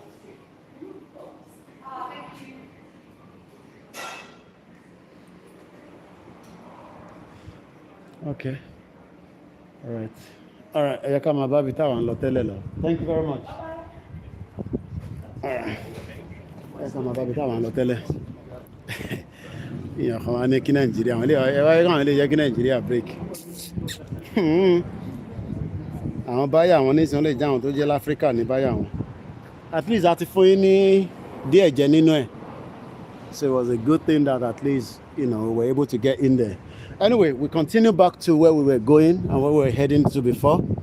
Kó tó di pé àtúnyà bàrà síbẹ̀ mọ́mọ́ bọ̀bọ́ ìdáadáa artist ni. Àìmọye ọmọ Yorùbá mi mọ̀ tó bẹ́tẹ̀ dáadáa o. But I'm going to my punk continually.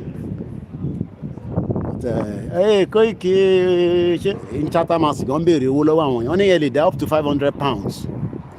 Continue to look at the whole area. You can tell, that it's not like Peckham, it's not like Dustin.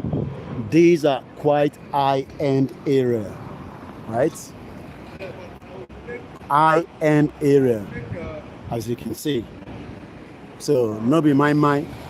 Ṣé ẹ tó bá fẹ́ gba ilé sí bíbà bí tó fẹ́ gba ọ́fíìsì sí bíbà ó ní mọ́ ẹ tó máa san every month. So tó bá wá gba ọ́fíìsì sí bíbà àwọn olóma máa wá àwọn olóma máa jẹ́ customer àwọn wo ló fẹ́ jẹ́ kó jẹ́ customer.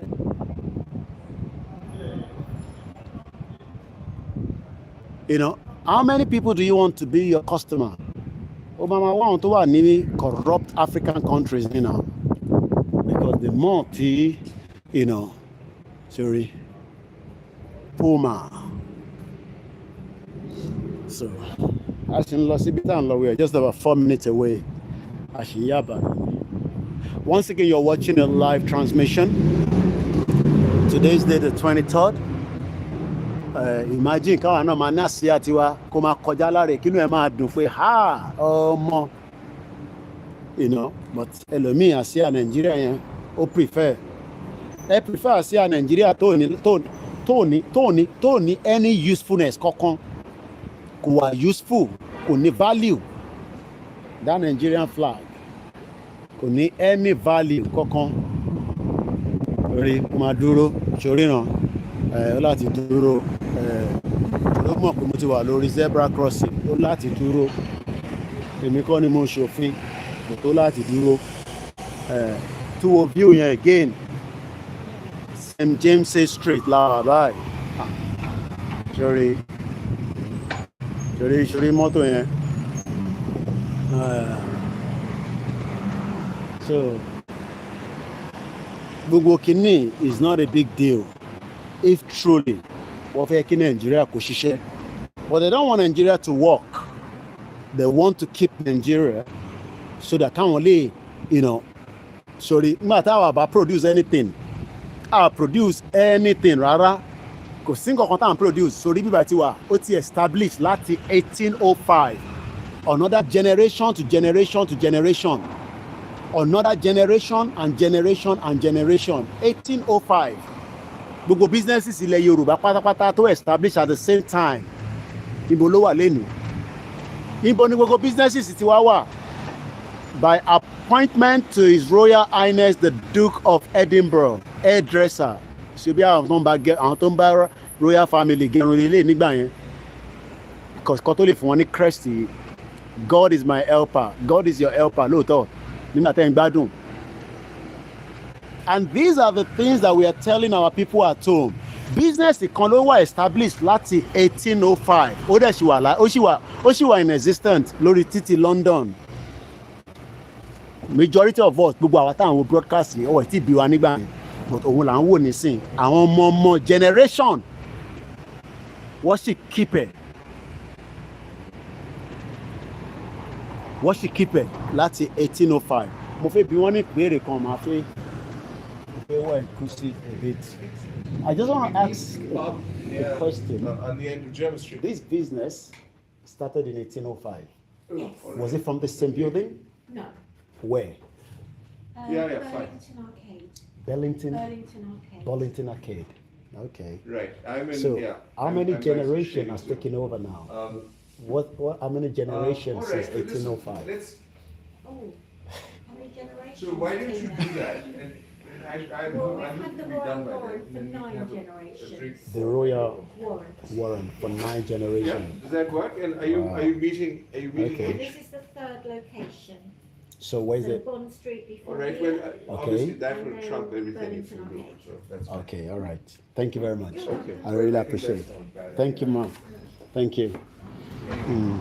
Ṣùgbọ́n ọ̀dẹ̀ ìwọ fẹ́ kíìpù Nàìjíríà wọ́n wáìpù gbogbo tó jẹ́ ti Yorùbá wọ́n wọ́n pa jẹ́ pátápátá àwa ń gbọ́ Nàìjíríà táwọn wọ́n ní Nàìjíríà ta ló fún wa ní Nàìjíríà ṣẹ́gbọ́n nǹkan tó sọ 1805 ló ti wà 1805 a wà ní Little St James Street láwà SW1 City of Westminster òun ló ń pè bíbà àwọn tó ń gbé ní UK dáadáa tó mọ London tó ń ṣe àwọn tó kàn ń jókòó sínú ilé wọ́n máa mọ gbogbo bíbà yìí dáadáa ìyẹn lèmi fi hàn pé Koiki bringing the world closer to your doorsteps because èmi fẹ́ kẹ́ rí bó ṣe rí mo fẹ́ kẹ́ smell ẹ̀ mo fẹ́ kẹ́ feel ẹ̀ bẹ́ẹ̀ tẹ́ tí dé bíbà mo fẹ́ kẹ́ understand pé gbogbo tẹ́ ń wò yìí ṣẹ́gbọ́n tí fún màá sọ 1805 ni business yẹn bẹ̀rẹ̀ gbogbo business Yorùbá tó bẹ̀rẹ̀ ní 1805 níbo ló wà Fúlàní ti pàdánù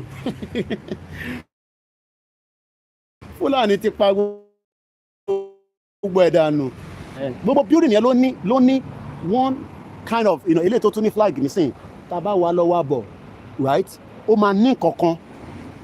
What's the name of the doggy? What's the name? Uzo. Yeah. Why naming Uzo? Uzo is a Greek drink. It's a Greek. Drink. It's a drink. Drink. Yeah. Okay. Má jẹ mí jẹ o. Kí ló dé tó ń lé mi kiri? Friendly. It's playing. Oh, okay. It's friendly. Oh, it's friendly. Hey. Sori bó ṣe dán mọ́ lára. I'm showing my friends on Facebook. Sori bó ṣe rí. Ó better ju wọ́n tó wà ń lé lọ. All right, I'll let you go. Sori bó ṣe rí. Sori ajá yẹn treatment on fájá yẹn ó sàn ju treatment tí wọ́n ti gbà látijọ́ tó ti bí ẹ gẹ́gẹ́ bí ọmọ Nàìjíríà ọ̀dẹ̀. Ẹ̀mí Nàìjíríà ó ń tán rẹ wasting your time. Sori gbogbo ibi tí mo fi ń wọ̀nyí ibi tí àwọn royals àti fẹ́ẹ̀ débẹ̀ gbogbo ibi tí wọ́n ń gbé kó tó di pé ó di ìlú so ó ti wá di ìlú nísìn òun ni tẹ́lẹ̀ wọ́n lè má jẹ́ kíyàn dé gbogbo bíbá tẹ́lẹ̀. We have to just break tá a bá break ìyà la máa jẹ kú kò sọ́gbọ́n ẹ̀ kò sí no remedy the only option tá a ní ni pé ká pín peacefully bẹ́ẹ̀ bá sọ pé peacefully that's fine kò sẹ́ni tó fẹ́ jà náà but ṣé àwọn tó wá ń gbádùn tí wọ́n wá sí ìlú òyìnbó tí wọ́n wá sí gbogbo bíbà tí wọ́n wá sí Peckham tí wọ́n lọ sí Dustin báwo ló ṣe fẹ́ jẹ́ kí wọ́n rí sórí àwọn ọlọ́pàá wa ló ń lọ yẹn àwọn ọlọ́pàá wa ló ń lọ yẹn sórí pẹ̀lú fitted camera àbí kò yẹ nísìn so ìyẹn la ṣe ń sọ fún yín àdékìrì àní ká pín ká bá pín òun ló lè pé wa torí Palmer Cleven Road òun la fẹ́ wọ̀ báyìí ìwọ náà wo àdúgbò bó ṣe rí wọ́n gbogbo ẹ̀ bó ṣe rí tiny tó bá ń wo ìsàlẹ̀ Èkó kí ni ìyàtọ̀ ìsàlẹ̀ Èkó àti bíbá yìí nísìn ẹ̀yin tẹ́ jẹ́ ọmọ Èkó kí ni ìsàlẹ̀ yeah even a business established 40 years ago has collapsed. I'm reading the comment bit by bit. Koiki, please tell them. You know, what is the difference between all this? Look at the dimension of the road. Just look at it. Everybody's managing. They're squeezing, but it is still drivable. Even in the midst of how tiny the road is. You can see it's all been managed, carefully planned, carefully managed. Eléyìí tó fẹ́ jáde nísìn ó láti dúró because double kìíní ní bíbá so ó láti dúró until tó bá fún láyè ó máa sórí ó dìgbà tí yẹn bá fún láyè sórí ó ti fún láyè and this car is an electric car. I can hear from the sound. Jaguar. Abade sọ fún yín ẹ jẹ́ ká break why are you talking like that now? Don't talk like that now. Don't let us break. Make we no break. Aje shegeya. Pansala yalamaje. The last time I went to look for Tinubu's address and I was showing us, I have to correct that update on that. The Nigerian diplomatic plate number is 222. So you can tell that this one as well is a diplomatic vehicle as well. Surely on the same ọlọ́pàá yẹn lélẹ́yìn náà psychology ni o tó bá rí pé ọmọ tán ṣe bó ṣe wà yẹn. So now we are getting to some very closest I can get to would be just officer. Is that the Lancaster House? Where can I get a better view from the view Okay, I'm a journalist. I'm just doing a bit of a conversation with because this building has a history to Nigeria. So I just want to do a bit of talking around it. All right. That's as close as you can get. So. Okay, from here. Yeah, from here. All right. Okay, that's fine. I'm more than enough here. This is more than enough for me. How are you, sir? Very well. Yourself? Well, working hard as usual. Working hard as usual. So. All right, so now we are in Lancaster House. I'm going to give you a bit of background to Lancaster House. This is where the late Chief Obafemi Awolowo, Tafawa Balewa, let me bring the camera back to my face.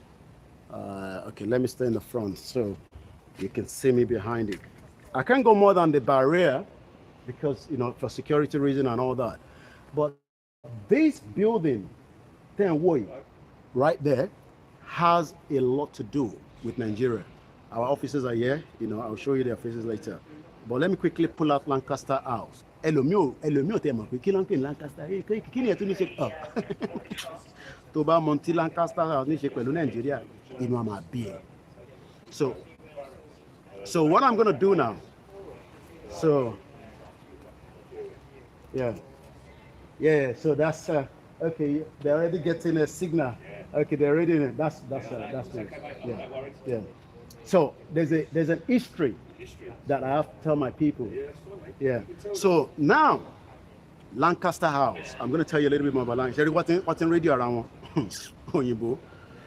I'll give you the background to Lancaster House and why it is very, very important. I hope you can see me very well because I don't want my camera to be YouTube. So, and then we move from here. So I want to be sure that everybody can see me properly. Once again, this is KOIKIMEDIA, bringing the world closer to your doorstep. But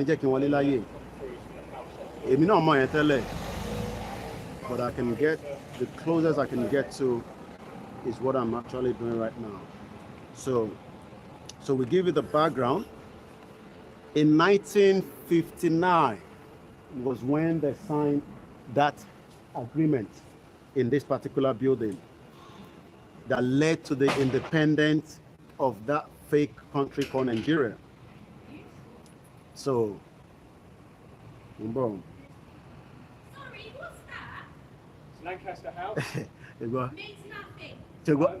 It means a lot. and that's St James's Palace. You go. Ìyẹn ní ṣùgbọ́n ìyẹn ní kò mí nǹkan kan sóhun èmi ní ó mí nǹkan kan sí àwa. Ṣùgbọ́n ó ní kò mí nǹkan kan. Because báwo ló ṣe fẹ́ mí sí? So when we talk about Lancaster House, originally known as York House and the Stafford House. So the building behind me, as you can see, was known as a Yorkshire in the St. James district. So St. James Lawai. So if I turn around, this is a little St. James, as you can see there. So this whole area, you know, I'm big people. Big people. So again, once again, a very good afternoon to all our viewers from around the world. It is close to St. James Palace. So St. James Palace is not far away from here. And much of the site, you return one and you mean. So Agbègbè what cut out the same, right, was once part of the palace. So now, if it have look, what is the relationship between this building and Nigeria? So when we talk about Lancaster House, if you go and watch the journey of African colony, you will get a better understanding. Biwo, right, has a lot that we are facing today as people they call Nigeria. The Lancaster House Conference in London in 1957 and 1958, where meetings were where the federal constitution for independent Nigeria was prepared. So we thought to prepare Nigeria, building Emaba manager because the koja ibitawa yi building ten wo yen ṣe rí dáadáa ṣá kò ń ṣe léyo kò ń ṣe stable yard yo ibi táwọn ọlọ́pàá ń jókòó building tó wà yellow yẹn òun là ń sọ̀rọ̀ lé lórí. So ní 1957 àti 1958 ibẹ̀ ni wọ́n ti ṣe ìpàdé tó lead sí independent fraudulent Nigeria tá à ń pè ní Nigeria lẹ́nìí. Àbí ọ̀rọ̀ mi ò yé yín.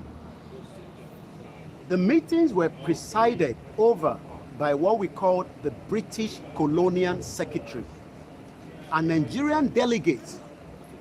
Àwọn delegate tó wá àṣà àwọn tó dé delegate were selected. Wọ́n select wọn, you know, Azikiwe, Tabaloba àti bàbá wa late Chief Ọbáfẹ́mi Awólọ́wọ̀ gbogbo wọn ló dé building yìí. Now, each region to reflect various shades of opinion. The delegation was led, by Abubakar Tafawa Balewa of the Northern People's Congress, NPC, included party led by the Obafemi Chief, the late Chief Obafemi Awolowo of the Action Group leader, and then also the National Independent Party and Ahmadu Bello of the NPC, as well as the Premier of the Western, Eastern, and the Northern region. So as at the time, it was Northern, Eastern, and the Western region before the 1960 independence.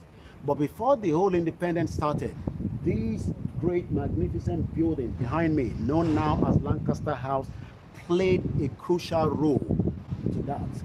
And today, these buildings must also have to play a crucial role in the disintegration of that country because of the genocide. People are not happy, right? So now, the chiefs of the northern region, Sir Mohammed Sanusi, the Emir of Kano, then and Alhaji Usman Nagogo, the Emir of Katsina, and then the chiefs of the western region, Sir Adesoji Aderemi,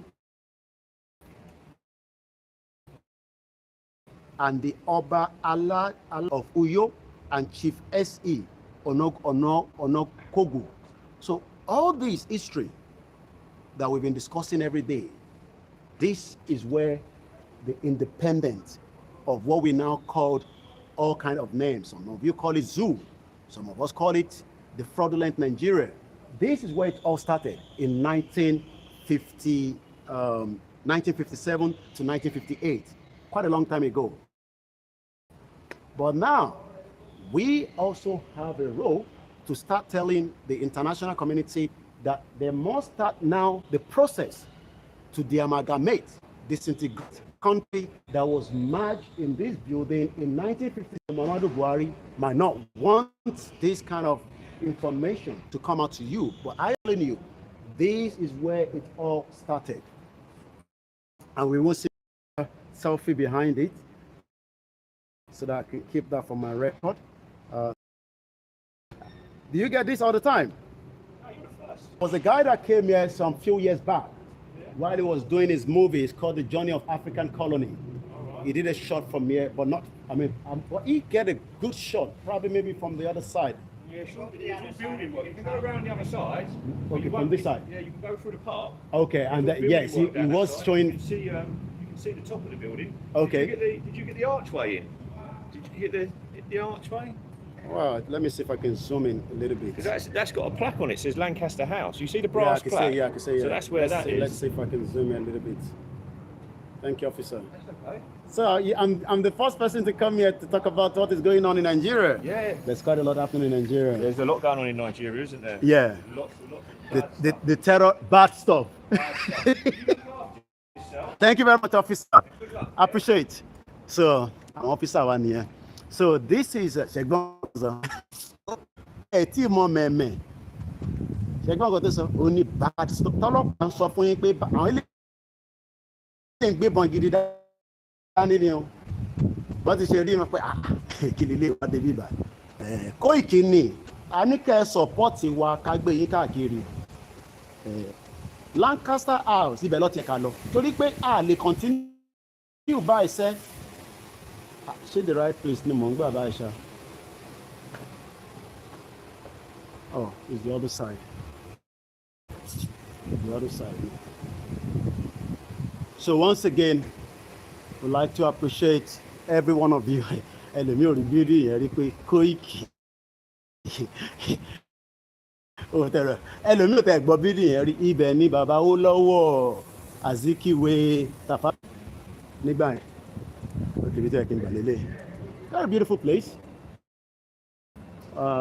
Let me take a picture of myself, just for record purpose as well. This is what I do when I go out. We also keep a record as well, so that the generation tó ń bọ̀ wọ́n ní Koiki ò gbìyànjú gbìyànjú tiwa. I'm just lucky to be living in UK. A lot of you can do the same thing. There's nothing special about it. But this is where I've lived for 23 years, and this is what I have done for a very long time. So, journalist at the media broadcasting. So, once again, you can see, these buildings. Kẹwàá wò pé kí ló dé táwọn bàbá wo lọ́wọ́ ṣe gbà? Kí ló dé tí wọ́n ṣe jẹ́ kí gbogbo wa dá dúró? Èèyàn rẹ́rìn-ín wọ́n pé kí ni bàbá yìí ṣe?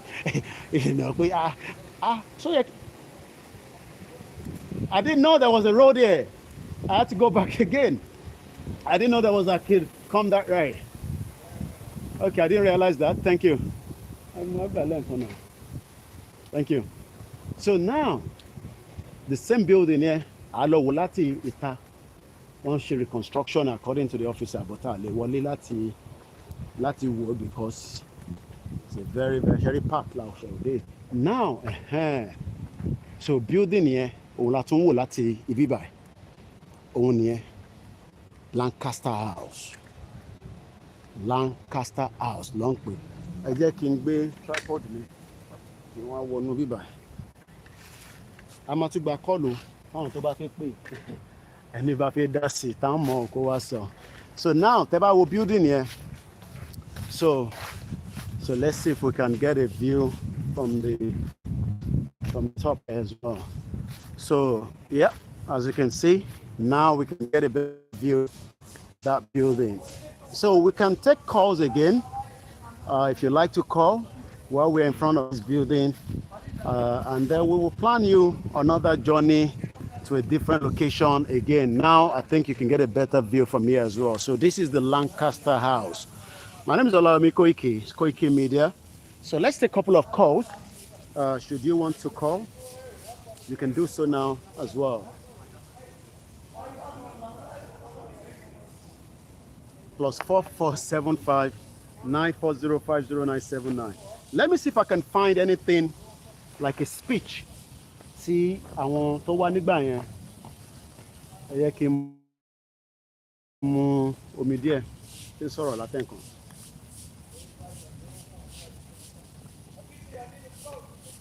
Ẹ fi gba Yorùbá Nation. Ẹ sọ̀rọ̀ nípa Lancaster House. It has a lot of history. Building tẹ̀kọ̀ ránwó yẹn. History to wà lára ẹ̀kọ́ ṣe kékeré.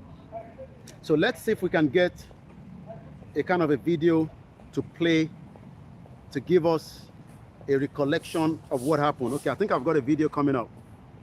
I think I've seen a video where I can play and then ní 19 bí àgbà tó nígbà tó wọ́n fún ọ tó sọ pé a máa fún yín ní independent bí àwọn bàbá yẹn kọ́ wọnú forest lọ ní bíbẹ̀ tó kàn ṣe fàájì ni fàájì yẹn nísìnyí ó ti wá di problem sáwà lọ́rùn báyìí.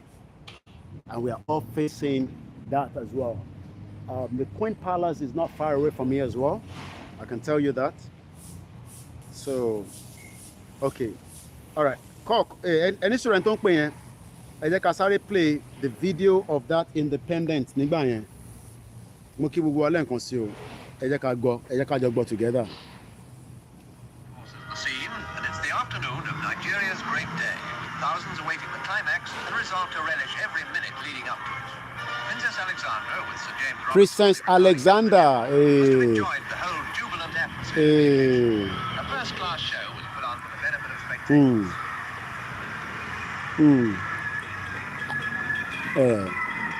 Anybody can say that and do no need bad. I know we are independent. 107 years after, we are not yet independent.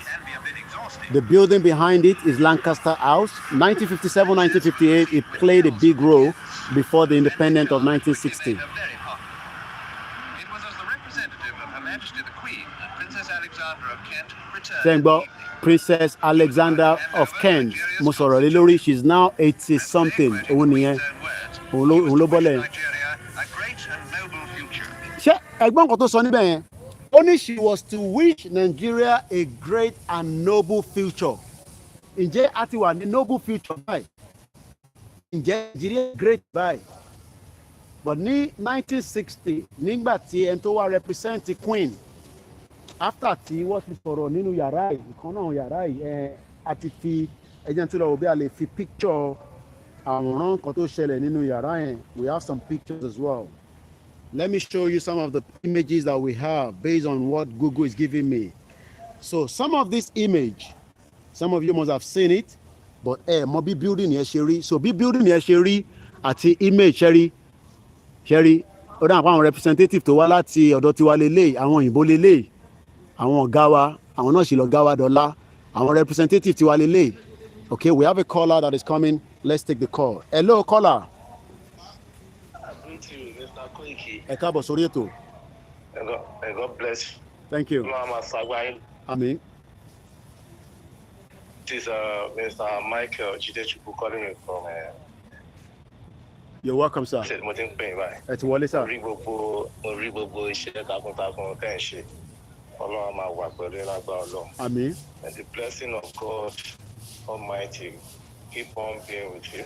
Amen. He has guided these people Amen. Exodus 23, verse 23. He said he will send his angel Amen. to go with you. Amen. So that same angel will go with people of Israel to go with you. Amen. And that same angel of God will grant the whole of the nation. Amen.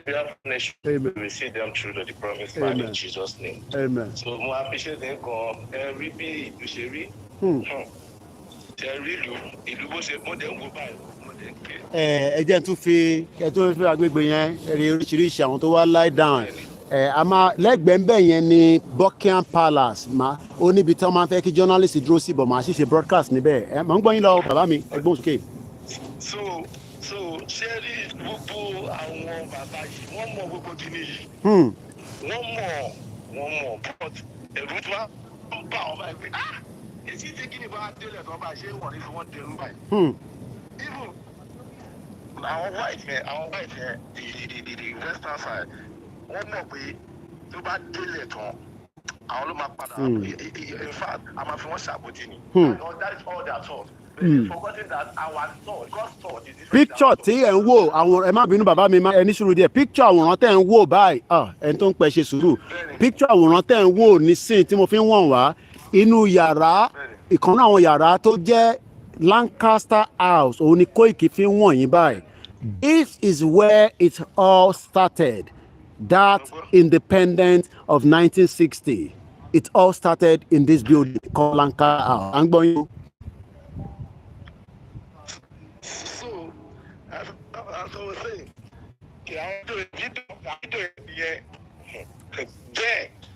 that's, you see. So as I was saying, man, share you on.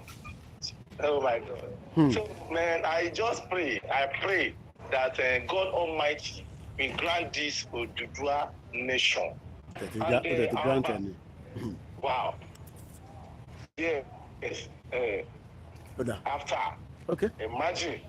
So, as I was saying, my brother, Baba Akintoye, Baba yẹn ṣiṣẹ́ takuntakun. Baba yẹn ṣiṣẹ́ takuntakun. How I wish men that are like this man can rise up to support this man. Imagine that man at the age of 80. Bàbá rẹ ní bàrà lọ́ǹchì fún wa mind àgbà ó bàbá rẹ ní bàrà lọ́ǹchì fún wa à ń gbọ́ yín bàbá mi.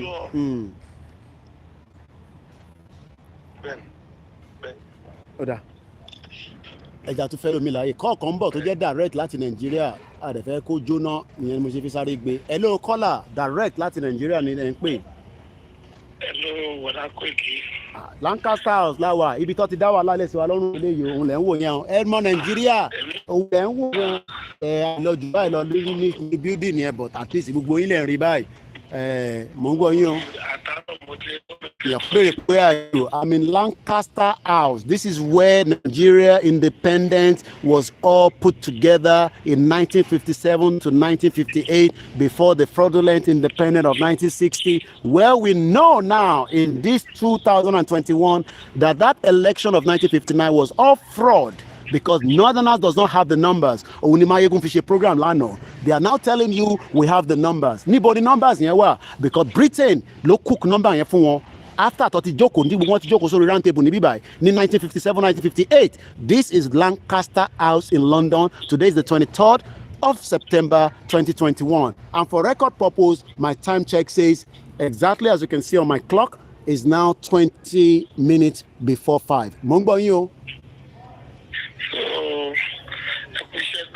Oda.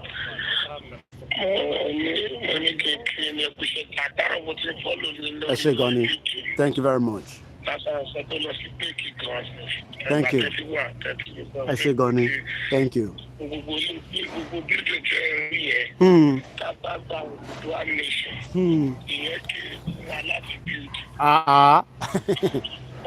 Benny.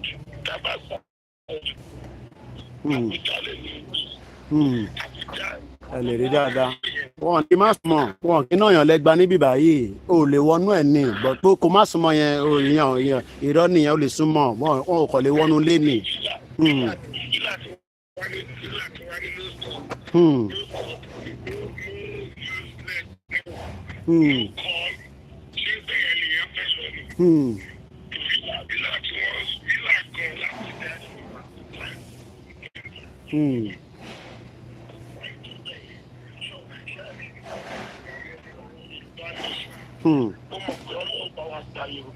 Lágbára Ọlọ́run.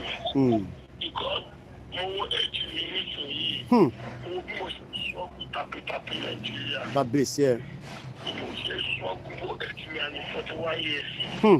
So mo ti sọ fún Ọlọ́run pé tí mo bá ti sọ gbogbo àìsí mo bá ti máa wọ 45 years I live country tí a bá bẹ̀. Mi ò máa ń máa ta àwọn léwu ìwé ní àtàwọn àìsíkò country àti àtàwọn family mi because ẹ̀dínwó lè yẹn fẹ́ wá gbádùn. Èjì ò ní wọ́n fi jayé nìyẹn máa gbádùn. Ẹ̀dínwó lè yẹn fẹ́ gbà ìpò wa ní ètò 41 ṣẹlẹ̀ tí mo bá yín sọ̀rọ̀ yìí èmi ni mò ń bá pọ́líṣì èmi ní pọ́líṣì sẹ́ńtọ̀ nínú ìláyè. Ẹ̀yin ni kí ni mo gbọ́ ọ̀kọ̀dẹ sọ. Èmi ni mò ń bá sẹ́ńtọ̀ nínú maintenance ilé àti furniture. ok àgbọ́yé. Ẹgbẹ́ mi lè tó ń bú mi ní $1. Ọdún náà mi ò lè tọrọ owó lọ́wọ́ ẹ̀. Kọ́sì yẹn tí wàá tẹ̀ tọrọ máa fi yẹn di ẹrú. Tí yóò bá ti dọ́dọ̀ wọn tó ti pa ẹ̀ wọ́n pẹ̀ lé ìwọ náà pọ̀ ẹ̀ lé nìyẹn. So ọmọdé àtọ́ra wa ibi tí mò ń gbé l'Àbújá mo bá sọ fún mi wẹ́pọ̀n tí àwọn náà ti yẹn àwọn Haúsá yà ń fúlàní tó ní kó wọn náà wàláì Ìgbò àti Yorùbá lè withstand wọn pẹ̀lú wẹ́pọ̀n. Kábíyèsí ẹ̀. A lè withstand wọn mo fi ìjọba náà máa búra wẹ́pọ̀n tó ti wọ náà ti brọ́dà. Bí mo ṣe wà yìí mo ti kó family mi ọmọ 3 years náà àti 4 years mo ti kó wọn kó lápò nílò kọjá sí. Àgbọ́yé. But they run. Come ask me before you know they don't go side. So come on, I'm going to buy the end of 80 years. Buy the end of 30 years, that's something you should look at for all the years.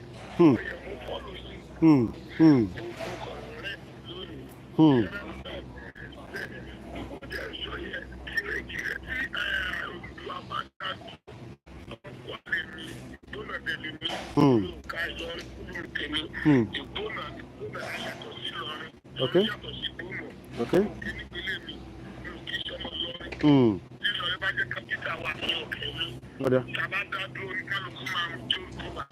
Okay. Àgbọ́yé.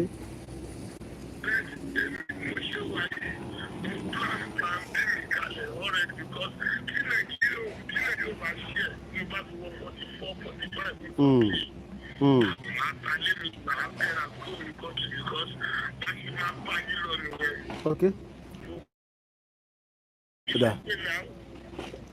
Ẹ ṣé gan ni.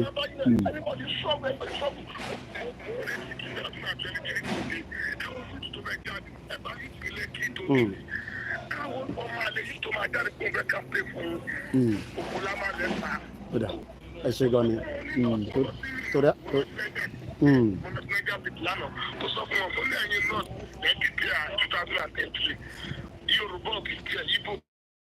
Mo gbọ́ irú ọ̀gá tó tẹ̀ lọ sun INEC office ní ilẹ̀ Ìgbò ní ìjọba látàbí ìjọba. So ẹ̀wọ̀ ẹ̀yin ẹ̀wọ̀ láti ẹ̀rí fún bẹ̀yẹn ẹ̀wọ̀ bẹ̀ ṣe fún ìbẹ̀yẹn ẹ̀fẹ̀ dẹ̀ máa dáná. Wá ti nàyàn ṣe léṣe ẹ̀jẹ̀ á ti súnlẹ̀.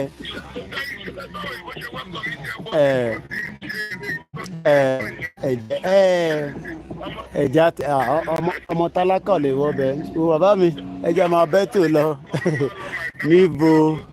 níbo ẹ̀dá ẹ ṣé gan ẹ̀jẹ̀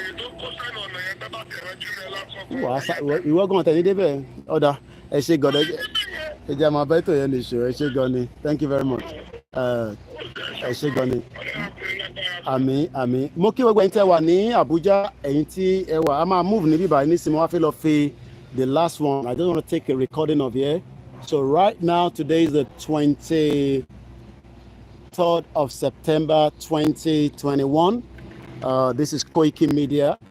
We're live at the very important building in the history of the making of Nigeria.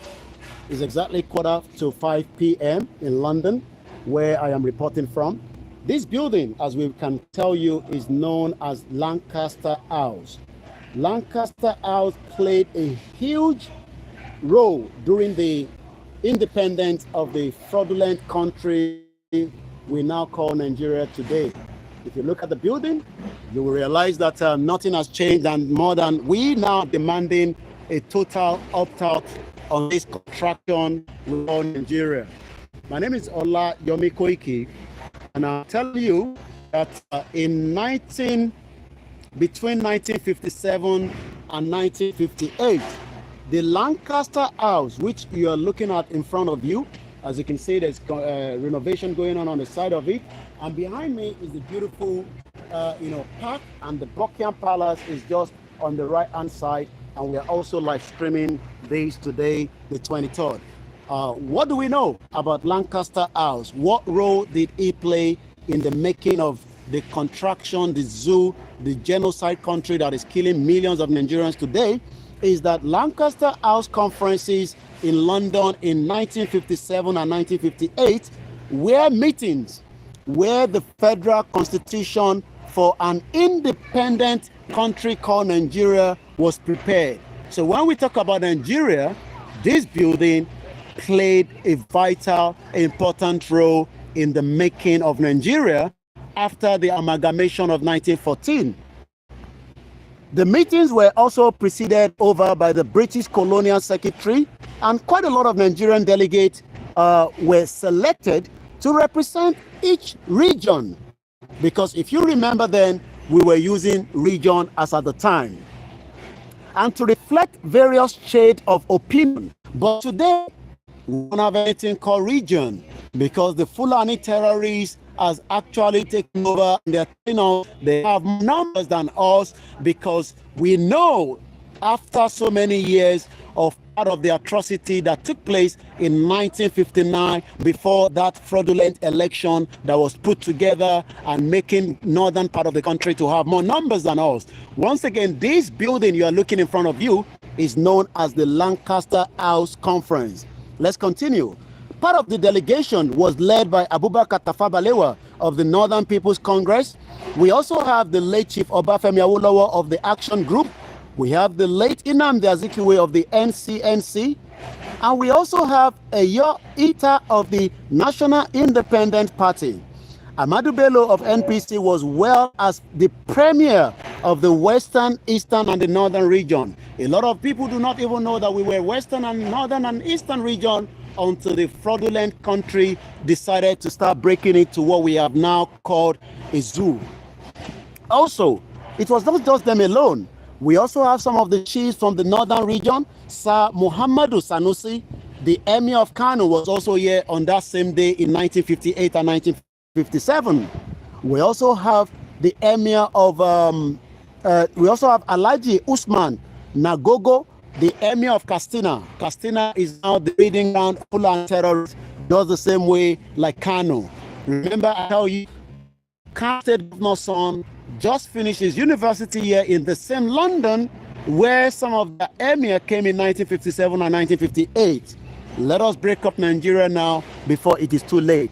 Also, we have some of our Obas that also attended those meetings, conferences that led to the what we call Nigeria today.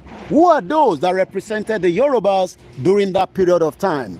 I can tell you categorically from what we have that we have Sir Adesoji Aderemi, we also have Oba Alade Somi, and we also have some of the Obas that came all the way from the Eastern region as well during that 1957 and 1958 to what we called the Lancaster House Conference that led to the independence of the Federal Republic of Nigeria, where we are now demanding a total freedom to opt out of a country that was put together. Also, we have His Royal Highness Eze Johnson Osuji. We have the Injimazi. We have the paramount ruler of Owerri that came as well, Onokogo. So those are those that came to this building in 1958 and 1959 is called Lancaster House. My name is Olawumi Koiki. KOIKIMEDIA bring the workers to your doorstep as we continue to campaign for a total freedom to opt out of what we called the fraudulent amalgamation. So let's take, I think we had a caller. I was actually doing a video recording. That's why I couldn't take the call. But I will allow one more call. But I'm going to move away from here now so that I can show you the last part of what we are doing today. It's exactly 5 o'clock. So we're taking the last caller. But again, look at the building and always remember yourself. Hello, caller. Good afternoon or good evening, rather. Ekabo Sorieto. Awaniama.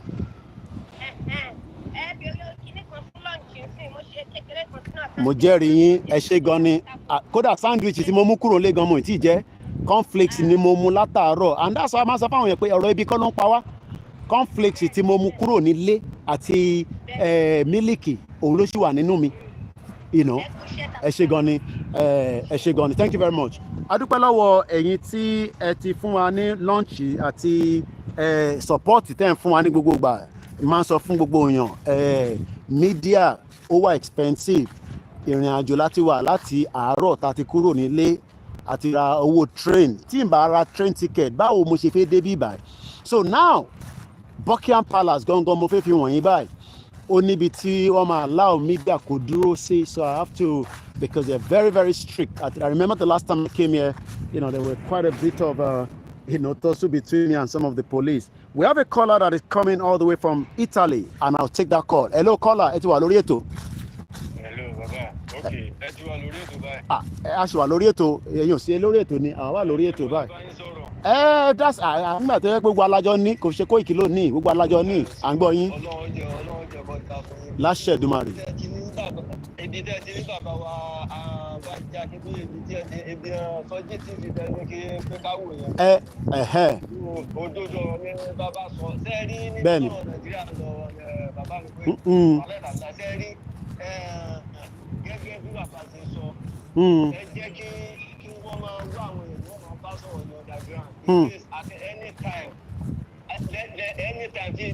tí wà lọ́ọ̀bà ṣẹlẹ̀ ní Nàìjíríà in fact ó tiẹ̀ tètè ṣẹlẹ̀ ní ètò ìjọba tiẹ̀ ṣẹlẹ̀ ètò ní ìfẹ́ gan nìyẹn ọlọ́ọ̀bà ń gbọ́ wà lẹ́bàá láì ẹ jẹ́ ká jẹ́ kó tètè ṣẹlẹ̀ lọ́ọ̀bà tiẹ̀ ṣẹlẹ̀ báyìí èyí náà ń gbé nípa àwọn ìgbà yẹn everybody náà ti múra kalẹ̀ everybody ti múra kalẹ̀ ní ìjẹ́kẹ́ máa ń tí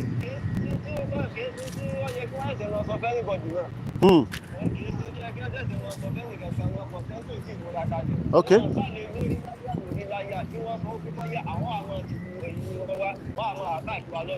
Okay. Okay. Oda. Oda.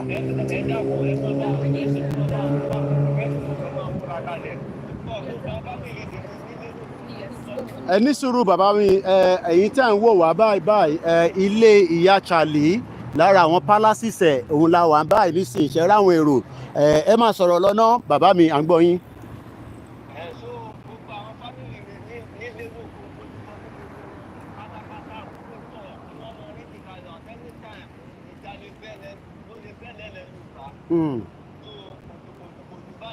Ó dáa.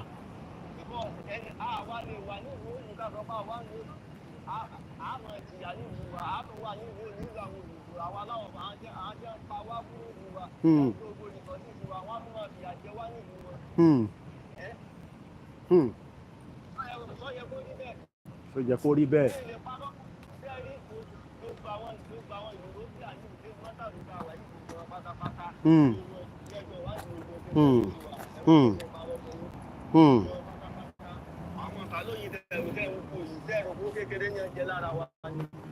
Kò sí nǹkan tó fẹ́ kí nǹkan lọ. Kò sí nǹkan tó fẹ́ kí nǹkan lọ.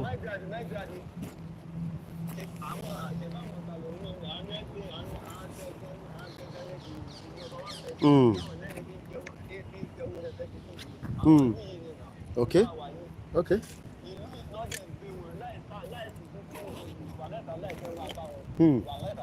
Oda. Okay. Oda. Okay. Ẹ ṣé gan ni. Thank you. Ẹ ṣé gan ni.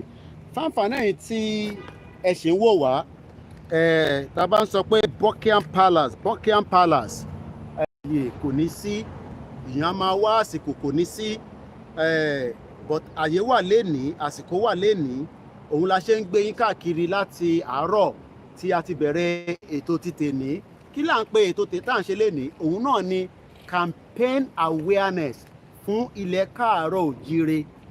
Ẹ mọ̀ pé nígbà tí mo gbé yín lọ sí Lancaster House, ẹ wá rí i pé gbogbo information tó ń lọ nínú Lancaster House tí ó wà lẹ́yìn mi, ti bá tàn kámẹ́rà mi báyìí, Lancaster House yẹn òun ló wà ní abẹ́ igi yẹn tí ẹ̀ ń wò yẹn. Níjọ́ náà lọ́hùn, gbogbo nǹkan bó ṣe ń lọ, wọ́n á máa fi tó ẹni tó jẹ́ olórí níjọ́ náà lọ́hùn pé àwọn ẹ̀yà kan náà fẹ́ lọ lẹ́yìn ìgbà tí wọ́n ti kó wa lẹ́rú tí wọ́n ní tí wọ́n kó wọn lẹ́rú yẹn kó ti tó gẹ́, àwọn fẹ́ lọ, àwọn fẹ́ dá dúró, ẹ fún wọn lómìnira. Yes, they gave us independence in 1960. But the question we should be asking ourselves is, are we truly independent? They are truly independent. Láti 1960. Kí ni bàbá wa Sunday Adéyẹmọ Ìgbòho kí ló ń jà fún? Ó ń jà fún pé ká ní òmìnira, kí ọkàn wa lè balẹ̀, so that life kó lè better for every one of us. Ibo ni Nàìjíríà ti fẹ́ rí báyìí láyé? Ọlọ́run ọbẹ̀ táwọn ilé ń lọ máa forí wọn wọ̀nyí ní ìsẹ̀nṣe sùúrù bí wọ́n lọ fún training kan ni àbí nǹkan kan. So kí ni mo fẹ́ fàyọ́ ń bẹ̀? Oríṣiríṣi ló máa ń lọ ní agbègbè yìí, ìṣẹ́rí. Ọlọ́run ọbẹ̀ tán lọ báyìí ní ìsẹ̀nṣẹ́rí wọn.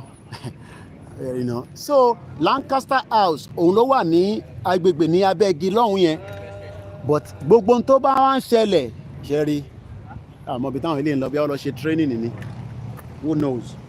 Tabarẹ́ni tó sì fẹ́ bá wa dá sí, torí pé a ní pẹ́ mọ́ ibi ìbàdí a máa parí ètò tèmi sílé mi, but it is not yet the end of it, because there's still a lot of awareness that we need to do.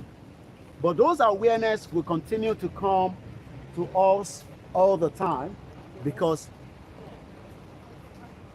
we need to understand that I know it's a bit dark because of the background. Let's see if we come out. And anyway, it doesn't matter. At least you know what I look like. The most important thing is to focus on that particular axis. You make winning here. All the time, I did talk about her on my program. She's 95 years old. And it is time for her to decide whether Nigeria will continue or not. Because Nigeria cannot continue because of the fraudulent amalgamation in 1914. It is time now they break up Nigeria so that the next generation would not have to be doing what I'm doing, because the next generation will be very, very brutal. Fact in the end. The next generation will be brutal. Nigeria must break. It's as simple as that. We don't want to be part of a country that was put together by Great Britain in 1958, right in Lancaster House. It's a terrorist country. And it's as simple as that. But we will not be tired to continue. Àwọn tó ń lọ yẹn tí ó wọ suit yẹn, ìkànnì wọn dà pọ̀ ọmọ Nàìjíríà ni. Ó gbọ́ nǹkan tí mò ń sọ, ó wá ń sọ fún ìbò yẹn pé kó gbọ́ nǹkan tí bọ̀bọ́ yìí ń sọ.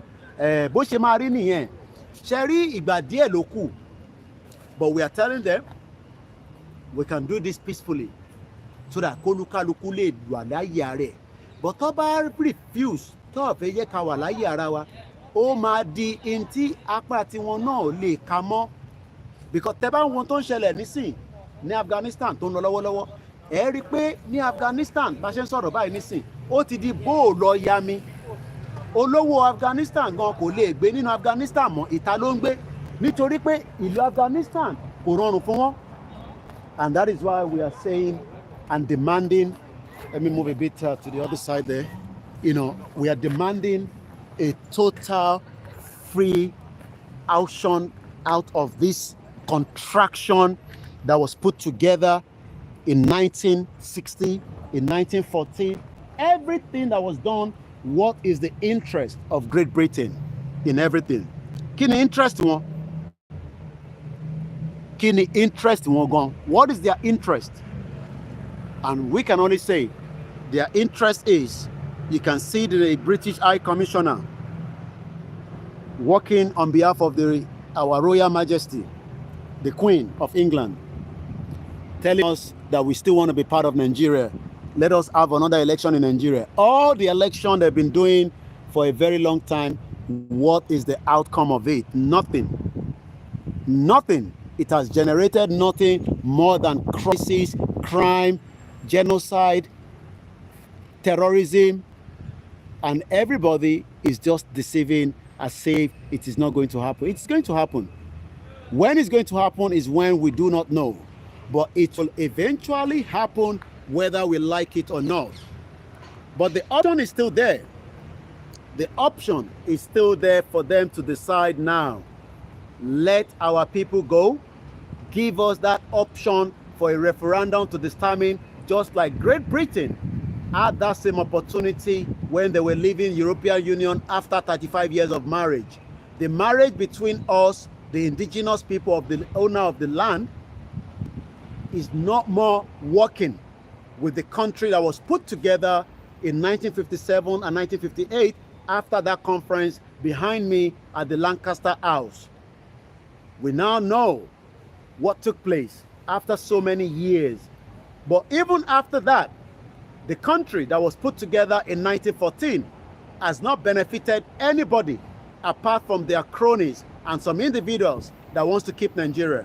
And that is why we are saying today, the 23rd of September 2021, right opposite the Royal Majesty, the Queen, God bless the Queen, to make that option quickly and give us what we want. Because whatever we are facing now, we've been to Chatham House, we've taken you to all the places, whatever we are facing now as the Yorubas or the Biafra or the Middle Belt or whatever is because this has created a lot of havoc for so many lives. And as we are ending this broadcast today, we're going to take one or two more calls. Let's take a caller that is coming through. Let's allow the call. Hello, caller. Hello, sir. You're welcome to the program. Good afternoon, good evening. Yeah, quarter. Thank you. Yeah. Well done. I appreciate it. Because we cannot thank you. Thank you. Yeah, but just ask people. Don't do more for Niger. Yeah. Don't fair more Nigeria. Yeah. They should ask themselves, these people that they want together, do we really have the same mindset? Mindset, very, very important. They should ask themselves. Yes. Different things entirely. So how do you want to stay together? They should just think about this thing. I don't know where I'm glory tomorrow. Tomorrow reviews now. They're just postponing their evil days. Honestly. Because then were late. Because I don't know how that country will be the next 5-10 years. Honestly, so sad. Very sad. I don't want to say more because I'm an emotional person. That's and this thing is really disturbing me. I can imagine. So I'll just leave that. Okay. I'll just leave that. Okay. But thank you so much. You're welcome. Thank you very much for giving us your own opinion and view, which is what we love on this platform. And I'd like to appreciate everyone. It's not easy to sit down and be watching program and then you can do something else. But as I'm about to bring this broadcast to an end this evening rather, which is the 23rd, some of you must have seen it before, either image, video, but we are live again here as our own platform, KOIKIMEDIA, where we are giving you the view of what Buckingham Palace looks like. We've taken you to different places. We've been to Lancaster House. I guess we have a caller that is also trying to call us. We give room for a couple of calls, and then I will say it's time for me to start, making my way back to my own different location. But I would like to appreciate every one of you, especially all our lovely supporters. Hello, my caller. Hello. ẹ ti wà on ẹgbọ́n sókè à ń gbọ́ yín mà. Yes ma. ẹ ṣé o Ọlọ́run á máa ṣàgbára dọ̀tun. Àmín. Lágbára Olúwa. Lágbára Ọlọ́run. Lágbára Ọlọ́run. Ọlọ́run máa ṣe fún yín lágbára Ọlọ́run. Thank you very much. Èmi náà ti fi kún owó táwọn èèyàn sọ ni àti tẹ́ǹtì mo ti ń pè this drama. Ẹ ṣé gan ni mà.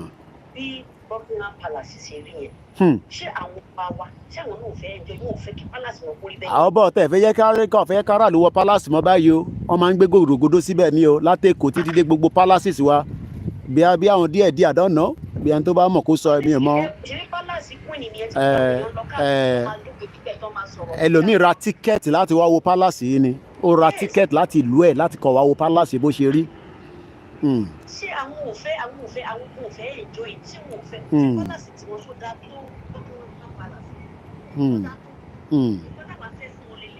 Yeah, this is the kind of life we want for you. That's what grandma is saying. This is what we want for them. Just your love, I beg you. Come and tell me, Siwa. Come and tell me, Siwa. What is the need now? Okay. Benny. Benny. Benny. Benny. Benny.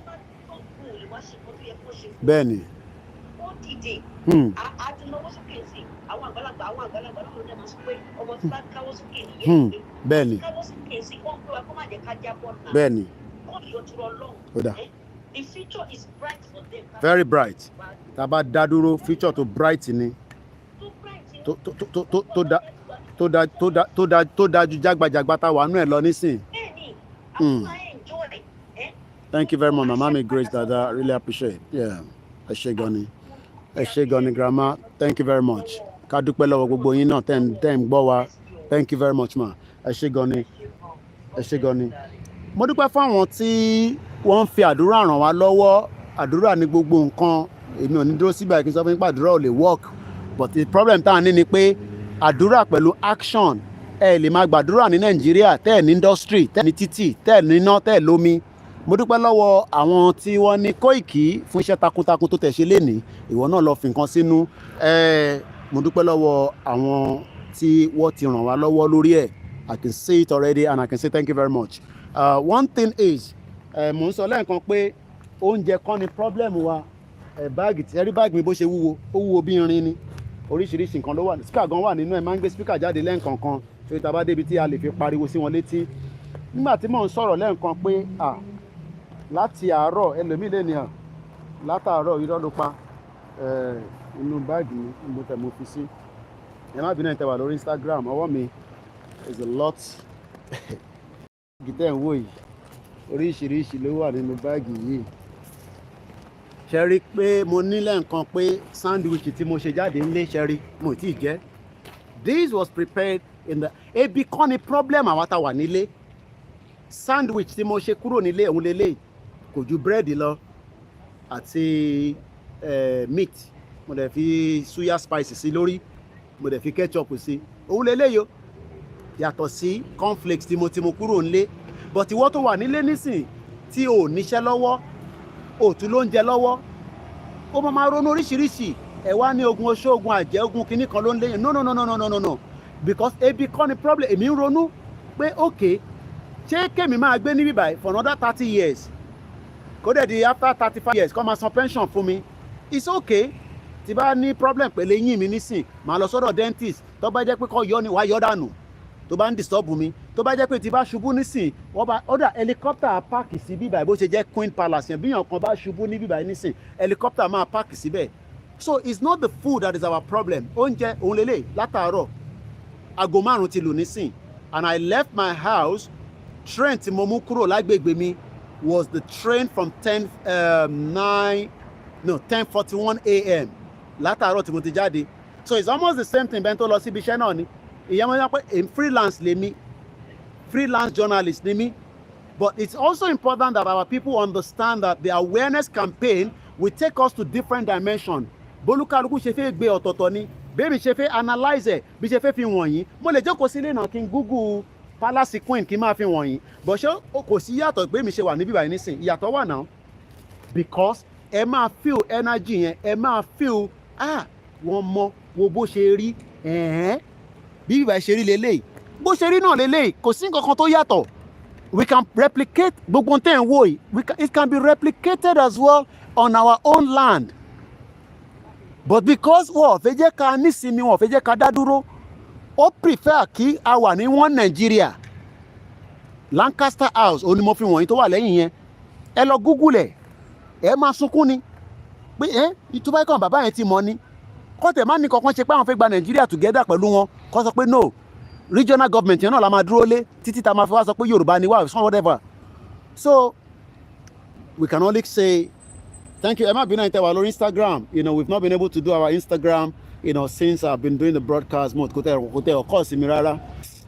Ó dẹ̀ ti rẹ̀ mi gan báyìí nísìnyí. It's been a long day. So October 1st, ẹ ṣe gan wíwẹ̀ ń tẹ̀sẹ̀ darapọ̀ mọ́ wa lórí Instagram.